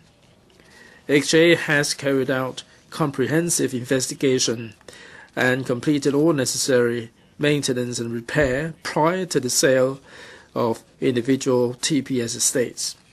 HA also provides a 7-year structural safety guarantee for TPS estates. During the guarantee period, HA will be responsible for all structural repair and maintenance relating to structural components such as columns, beams, walls, and floor slabs, including repair for spalling and cracks, in order to ensure the overall structural safety of the buildings. Besides, HA has also made a one-off injection equivalent to $14,000 per residential unit, to the maintenance fund for each TPS estate to meet the expenses of post-sale repairment works. Also, if a tenant reports that any installation in his or her flat is defective before purchase, HA will carry out the final one-off repair so that the flats in the TPS estates are sold in good condition. As at 1st of May 2018, the percentage of ownership shares of TPS estates held by HA against the total amount of ownership shares was about 26%. Please see Annex 1 for details of individual estates. Regardless of the percentage of ownership shares held by HA, there is no difference between TPS estates and other private properties in terms of property management. As with private housing estates, the TPS estates are subject to regulation under the Building Management Ordinance, BMO, land leases, and deed of mutual covenant, DMCs.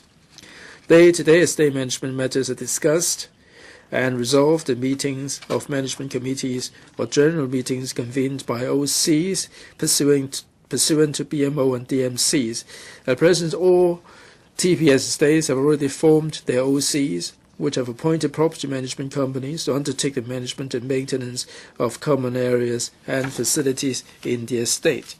As one of the owners, apart from paying the management fee according to his ownership shares, HA also appoints representatives to take part in OC works and liaises with other departments to provide assistance when necessary. HA also gives advice to OCs on matters like the day-to-day management and requirements of DMCs and legislation from time to time, as well as encourages other owners to put emphasis on the overall interests of the estate so as to safeguard the interests of all owners, including HA, and to ensure the quality and effectiveness of estate management. Moreover, HA will also convey tenants' views to OCs and encourage OCs and management companies to maintain communication with the tenants. As mentioned above, TPS estates are no different from private properties. The day-to-day management and maintenance of common areas and facilities are undertaken by OCs. As one of the owners of TPS estates, HA has not, on its own, carried out any major or estate-wide maintenance works for TPS estates in the past 5 years.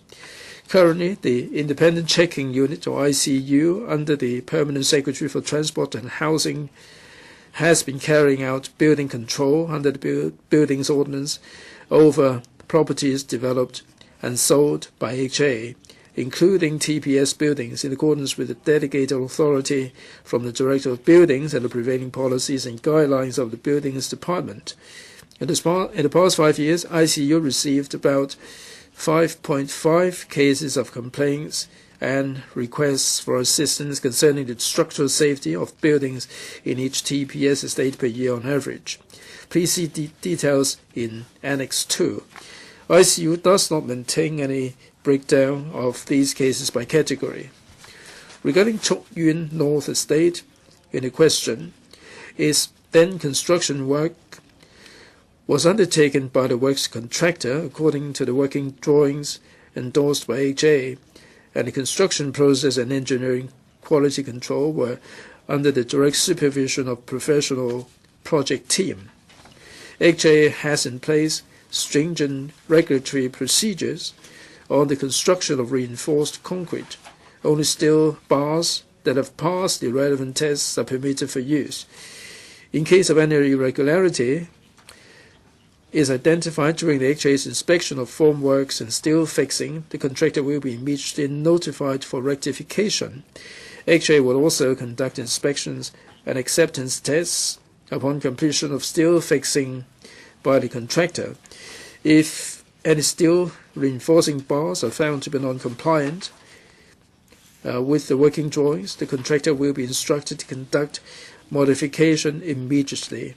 At the same time, in the course of construction period, the contractor may occasionally put forward requests for alteration of steel bar arrangements in the light of actual circumstances, such as for addressing the position and spacing problems that may arise from pipe installation. HA would consider accepting the alteration proposals if the measures would not compromise structural safety. The contractor will not be permitted to commence concrete pour works until HA is satisfied with the re-examination results. Regarding the safety of canopies in Chuk Yuen North, the ICU on the 9th of April 2018 at the 30th conducted a site inspection. At the top and bottom part of the canopies, only slight cracks were identified and slight spalling. This may have to do with the aging of the building and also the remedial or maintenance work. At the bottom of the canopy, we conducted a test and found that there was no separation and the condition was good enough. Other than certain rusting problem, the steel bars were in good condition. But as I said, for the TPS estates, the housing department is represented on the OCs. We will assist the Chuk Yuen North Estate Owners Corporation to identify the problems and to assuage public concerns. Mr. Secretary, will you make available your revised version to members? Mr. Wilson OR, I am exasperated about the reply. The Secretary keeps saying that safety cannot be compromised. This has to do with the safety of life and limbs, and he's only replying with the information fed to him. He's so disconnected. Look at these steel bars. This is from the Chuk Yuen North Estate. In Hong Kong, there are 39 TPS estates involving hundreds of, tens of thousands of residents or hundreds of thousands. If this is not a problem, you don't have to bother to come here. In Chuk Yuen North, this is the tip of an iceberg. I'm sure that in the other 39 TPS estates, they are experiencing similar problems. The government is putting on a brave face by saying that there is an expert team supervising the whole work. Can you cast your mind back? The short piling incident in Tin Shui Wai, the lead in water incident in many housing estates. Professor Anthony Cheung said that everything was all right, but the whole of Hong Kong was up in arms. All they want to do is to have a fair and just investigation. The housing department is delegating this to the ICU, headed up by Mr. Stanley Ying. You are investigating your own kind.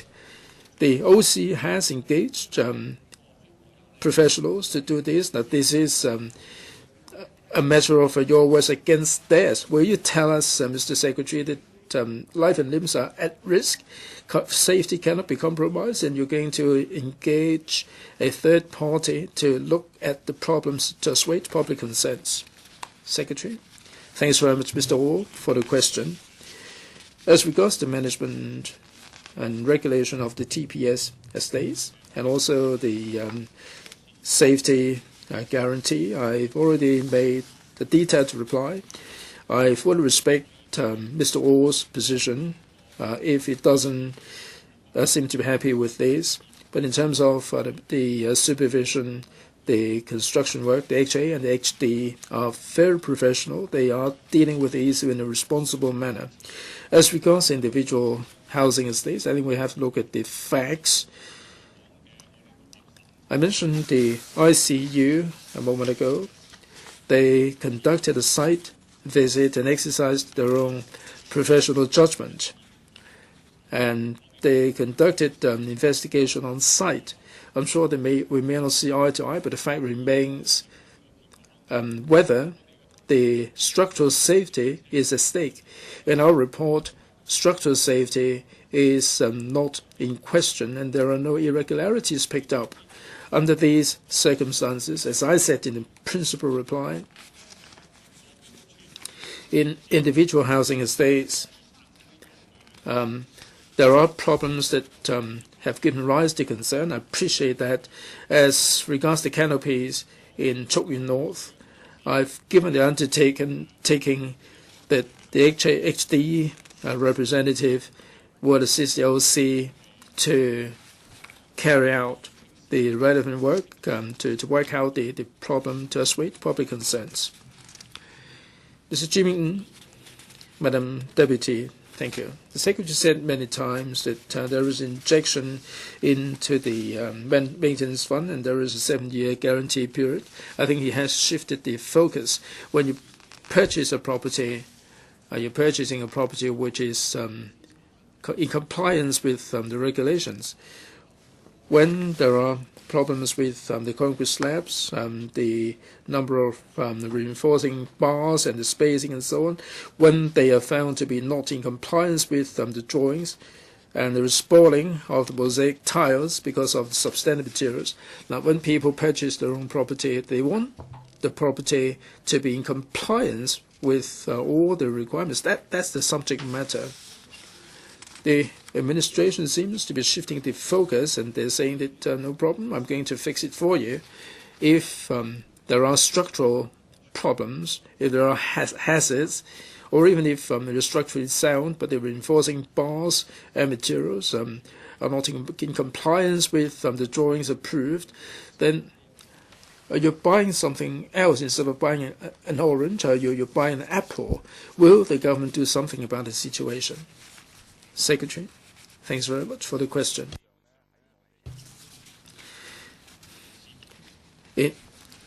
Now for the supervision and the construction work, a lot of the procedures are subject to very stringent supervision, and the procedures will have to be undertaken in accordance with supervised process. Now, there are certain parts that have nothing to do with the structural integrity. Some of the canopies were changed because of the need to accommodate the piping. The engineers would have the actual needs to adjust the location of the piping. As far as we understand, the alteration involve a small number of the reinforced bars, and there is no structural implication. In his statement, the member said possibly that since there is only a likelihood of the problems, there is also a likelihood of the problem not being in existence. I think we have to look at the facts. As I said a moment ago, we are happy to take appropriate measures to assuage public concerns. I'd like to reiterate that in the relevant housing estates, the HA representative will help the owners' corporation to carry out the investigation and inspection to work out the facts to allay public concerns. Mr. Edward Lau.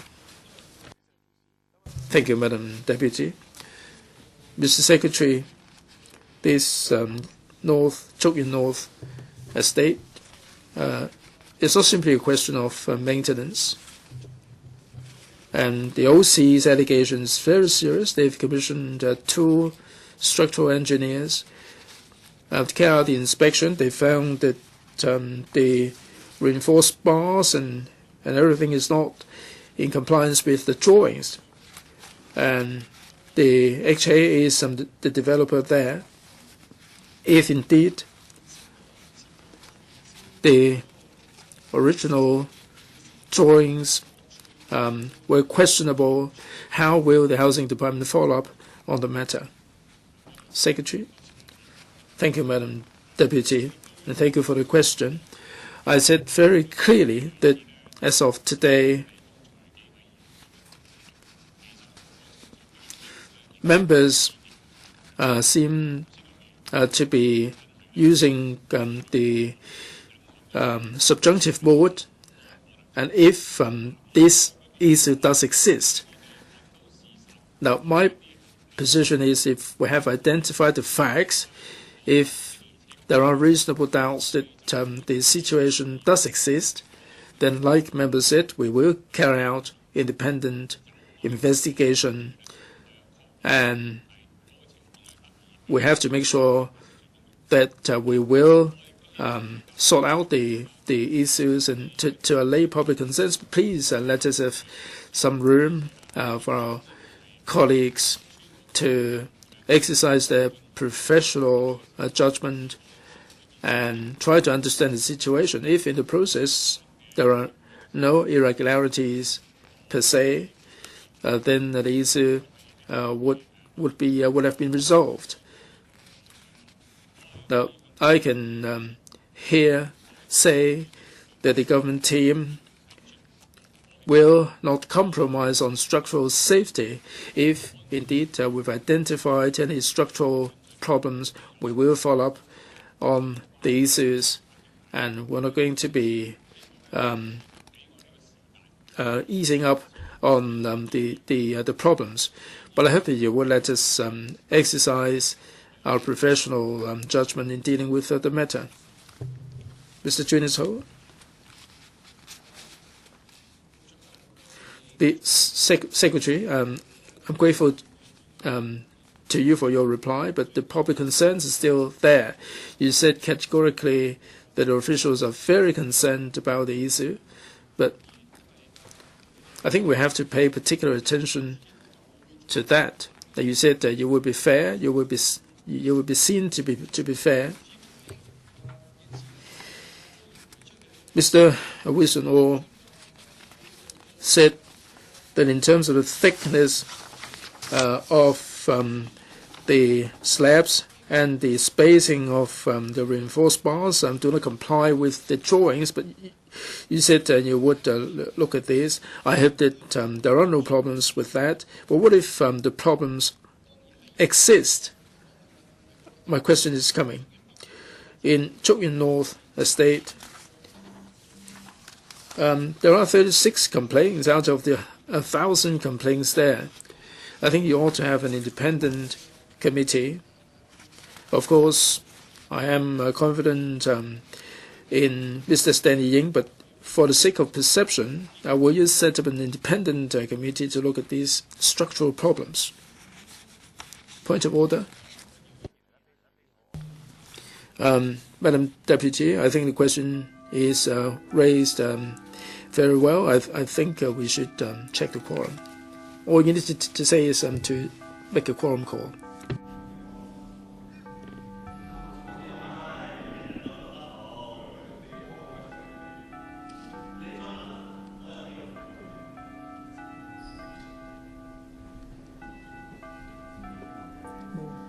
Stephen，你今次問咗一次，你應該問冇啦。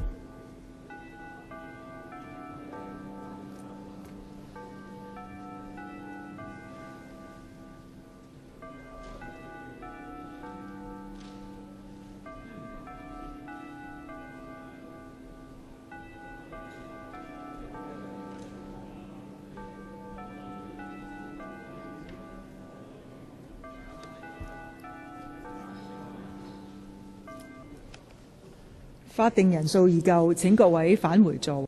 Whoever take the ground, please return to your seat. Mr. Jonas Ho has already put the supplementary question. Secretary, please. Thank you, Madam Deputy. Thank you very much, Mr. Jonas Ho.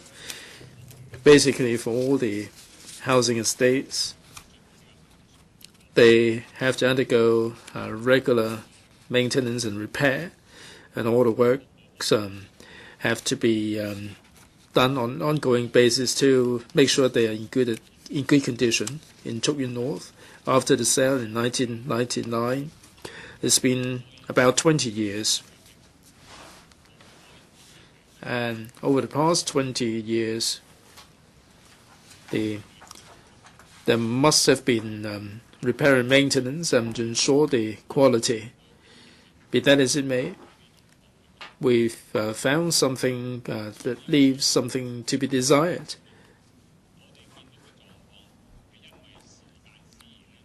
Is it because of the passage of time, or is it because of the workmanship at the time?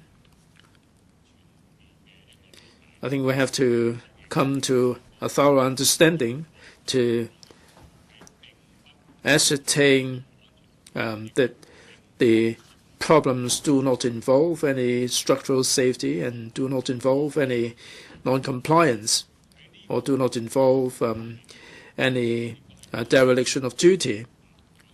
I have made this very clear to the Council that in Chuk Yuen North Estate, the Housing Department representative will be giving every assistance to the Owners Corporation to carry out a thorough investigation and review to assuage public concerns. Last question, Dr. Elizabeth QUAT. Thank you, Madam Deputy. The Hong Kong Observatory recorded a high temperature of 34.7 degrees Celsius in the urban area on the 21st of last year. On that day, that temperature reading broke the highest temperature record of this year. It was the highest temperature on record for the month of May in 42 years and marked the third hottest day in May since records began in 1884. Some members of the public have pointed out that hot weather has brought considerable impacts on the daily lives and health of the grassroots and outdoor workers. In this connection, will the government inform this Council, 1, of the number of reports received by the authorities in the past 5 years about employees suffering from heat stroke while working outdoors, whether the authorities will review the guidelines and legislation relating to employees at work under hot weather with a view to better safeguarding the health of employees working in a hot environment. 2, of the average number of persons each night who sought shelter at the various temporary night heat shelters, TNHS, operated by the Home Affairs Department during the days of last month when they were opened, whether the authorities will consider setting up more TNHS and ensure that there is at least one TNHS in each district council district. If so, of the specific brands. If not, the reasons for that, whether the authorities will install additional water dispensers in various districts throughout the territory so that members of the public can replace food loss in time to avoid heat strokes caused by dehydration. If so, of the details. If not, the reasons for that. And 3, as quite a number of members of the grassroots, including families residing in subdivisions of flat units, commonly known as subdivided units, have relayed that they need to turn on air conditioners or fans under hot weather to beat the heat, but the relevant expenditure on electricity charges place a heavy burden on them. Whether the authorities will consider introducing afresh an electricity charges subsidy to alleviate the financial pressure on the grassroots, whether the authorities would, by making reference to the experience and practices of overseas countries, take measures to cool down the city, such as increasing urban greening features and green roofs, adopting more green building designs, promoting a greater use of building materials that enable green cooling, provide water mist system at passenger waiting areas, increasing urban water bodies, encouraging members of the public to save energy in their daily lives and lead a green lifestyle so as to mitigate the urban heat island effect. If so, of the specific brand. If not, the reasons for that. Secretary for the Environment. Having consolidated the information provided by relevant bureaus departments, I would like to reply on behalf of the government as follows. 1. The number of heat stroke related work injury cases registered at the Labour Department in the past 5 years are provided annex. The Labour Department is highly concerned about the hazard of heat stroke to employees working under hot weather. In addition to strengthening inspection and enforcement, LD raises the awareness of employees and employers on heat stroke prevention by publicity and education. The department has produced 2 pamphlets entitled Prevention of Heat Stroke at Work in a Hot Environment and Risk Assessment for the Prevention of Heat Stroke at Work to provide guidance to employers on assessing the risk of heat stroke at workplace and assist them in taking suitable prevention measures. Besides, the department has produced heat stress assessment checklists specifically for the construction and outdoor cleansing industries. The Labour Department also assists the Construction Industry Council in formulating and reviewing their guidelines on preventing heat stroke of construction workers. In 2013, the CIC updated the guidelines recommending the industry to provide an additional 15-minute rest break to construction workers in the morning every day from May to September every year. The Labour Department will continue to pay close attention to the guidelines on working in hot environments. It will also strengthen inspection and enforcement and conduct reviews where necessary to ensure the occupational safety and health of employees. 2. The Home Affairs Department has designated 15 community halls or community centres as temporary night heat shelters for people to take refuge from very hot weather from 10:30 p.m. to 8 a.m. the next day. For the month of May 2018, the shelters were open from 18 to 31st May with a total of 2,409 people, man times, registered for using the service, i.e. 172 people per night on average, which is similar to that in recent years. The number of shelters has increased from 9 to 15 in the past decade. HAD will keep in view the location and number of the shelters from time to time to meet public needs. Our target is that the shelter will be set up in each of the 18 districts shortly. We will explore if it is possible to identify suitable locations for such purpose in the districts concerned. There are a total of over 10,000 water dispensers at government premises, of which about 2,700 mainly serve the general public. These water dispensers are mostly installed at the active leisure facilities managed by the Leisure and Cultural Services Department, such as sports centers, sports grounds, and swimming pools, to create a social atmosphere that encourages the public to bring their own water bottles as a habit that would help reduce plastic bottles at source.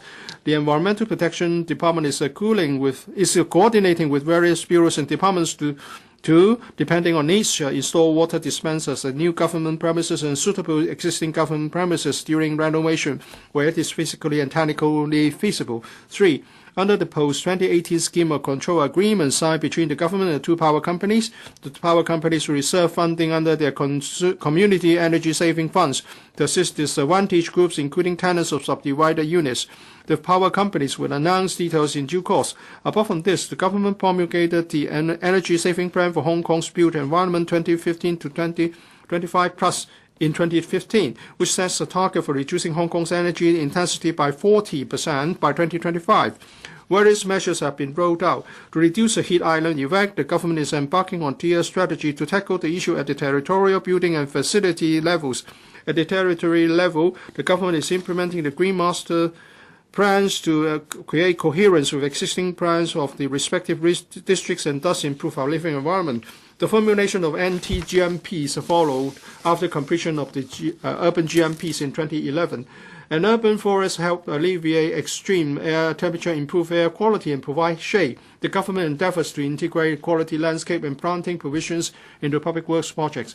This includes the allocation of sufficient space for roadside planting, requirement to achieve site coverage of greenery of 20 to 30% for site area that exceed 1,000 square meters, and planting on the roof level of suitable existing structures, etc.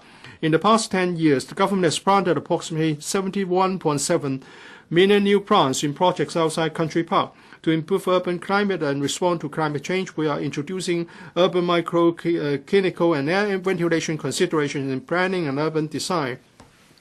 The district cooling system, DCS, in the Kai Tak development is in operation. The government will also consider the provision of DCS In other new development areas or redevelopment areas, buildings connecting to a DCS would not need to install heat rejection units and chillers for the air conditioning systems. When planning new drainage provision, the government will seize every opportunity to incorporate the elements of blue-green infrastructure, including the provision of water bodies such as construction of flood attenuation lake. These provisions can alleviate the heat island effect as well. As regards building, the Buildings Department have introduced a new mechanism to promote the construction of environmentally friendly and sustainable private buildings by imposing an overall cap on gross floor area concessions since 2011.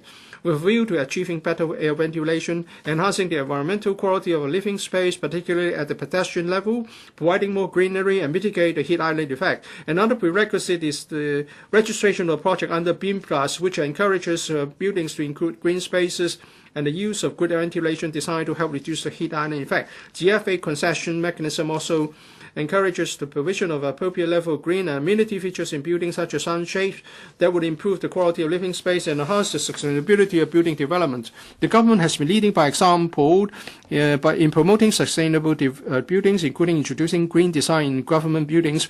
From 2012 to 2017, the government has completed 192 green roof projects, and approximately 40 projects are under construction. Franchise bus companies have been paying attention to the passengers' waiting environment, including improving the design of bus shelters to reduce the heat of the waiting area. The government will also conduct regular inspections and maintenance on the ventilation systems of covered public transport interchanges under our management, so the passenger can wait in a comfortable environment.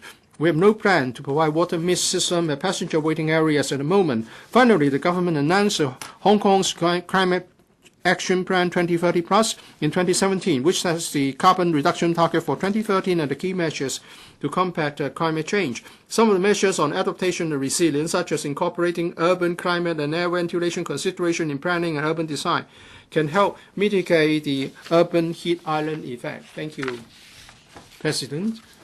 Dr. Elizabeth QUAT. Climate change is getting serious. Extreme weather can become a common occurrence. So in the third part of my question, I make a number of proposals. I believe the government must do those instead of saying that they would consider them or there will be some promotion. How can you be comfortable while you wait under a bus shelter and the temperature is 40 degrees Celsius? So I hope the government will do more to help the public. And in the reply, it said there are some guidelines for the construction industries. According to some people in the industry, the guidelines do not take into account the actual working environment. For example, they should prevent workers from working outside on a prolonged basis during the day. But actually, they are required to work in open air environment, and then the guidelines are to them superficial and cannot be implemented. So can I ask the government how we can better protect outdoor employees? Would the government consider helping them in terms of equipment, improving the design of the safety helmet, improving ventilation, asking that shelters and shades be provided on construction sites, and also water dispensers are mandated so that they can enjoy a better working environment and also to prevent heat stroke. Secretary for Labour and Welfare. Thank you, President. In respect of the questions raised by Dr. QUAT, the Labour Department is very concerned about the working environment in hot weather. So in terms of enhancing publicity on heat stroke, together with the OS, or Occupational Safety and Health Council, and trade unions, we would target vulnerable employees in selected industries such as construction workers and cleansing the workers in implementing the prevention measures. We also issue guidelines. We have a checklist for the heat stress assessment. Also, we provide guidance on giving out towels and and installation of water dispensers. But of course, we know that the weather was hot at the end of last month, and we would increase the frequency of our APIs. And this is also a concern to the employers, because the labor market is tight, and they want to keep their workers, and they want them to be to work safely. And the Labor Department will also issue press releases to remind relevant sectors that they should be careful about certain risks in relation to hot weather. And we've asked some government departments to ensure that their contractors would take up effective measures to prevent heat stroke. In these letters, we will also provide a complaint hotline of the Labor Department, and we encourage people to lodge their complaints to the Labor Department if they notice any irregularities. And also there's the new guideline issued by the CIC in 2013 that an additional 15-minute break should be provided to construction workers. We'll also remind employers generally that they should provide a suitable rest period for workers. Such requirements and guidance will be incorporated into government contracts. We'll step up publicity and services to prevent heat stroke of employees. Which part of your question has not been answered? I was saying that government measures are inadequate. Are you going to ask the contractors to do more? Well, you have asked quite a number of questions. I think they have been answered by the Secretary. Mr. Poon Siu Ping.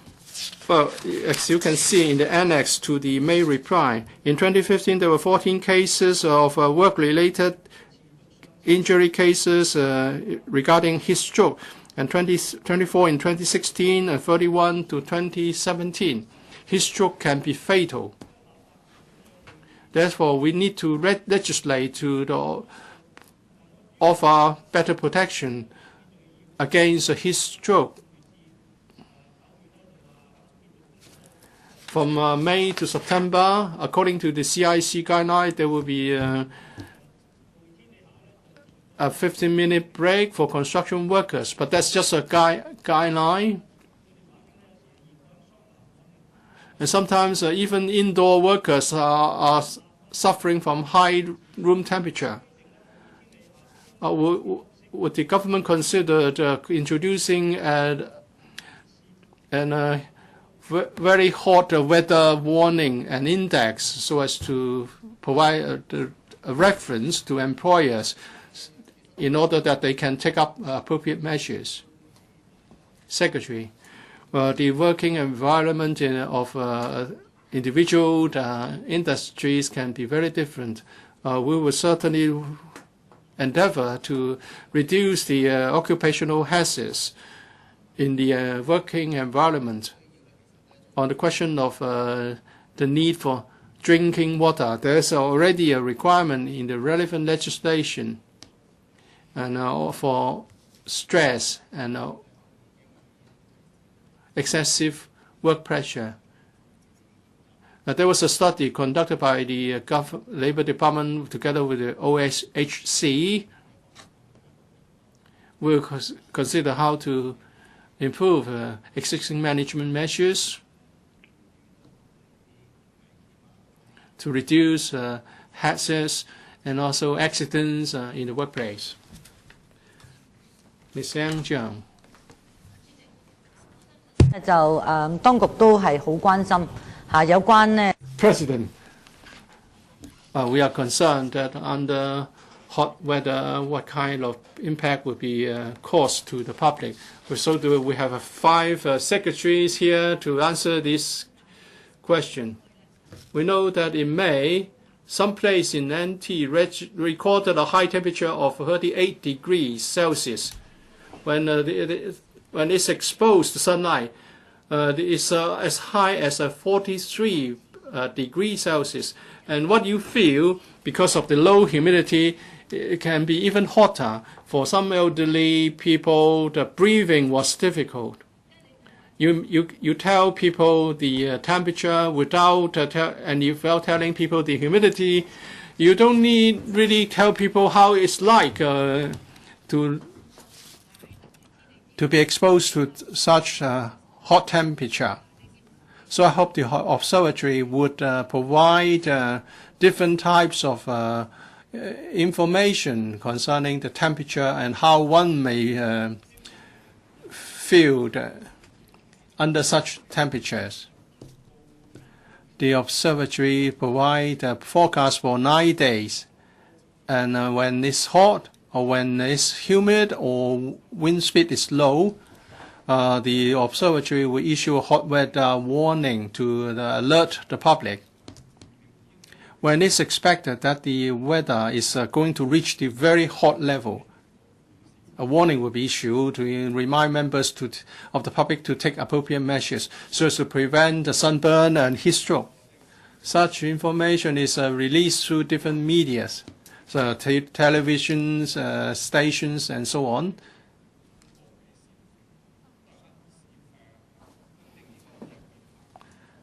And we need to pay attention to the measures we take in view of the climate change. And after the Paris Convention and the Paris Agreement was formulated, we have set up a high-level committee comprising 13 bureaus and including the Hong Kong Observatory on the committee to see whether we should make any improvements to our response so that we can be sure that we keep abreast with the development. I was asking whether the observatory will provide additional information on temperature. Should Mr. Yao or Mr. Wong answer my question? It's up to the administration. I think they have given me the wrong official. Well, the answer will be reflected in the handset. Mr. Luk Chung, some coaches have told me that because of the lack of piping, some sports grounds cannot be equipped with water dispensers. Will the government ensure that this won't happen in the future, and that sports grounds will be equipped with water dispensers?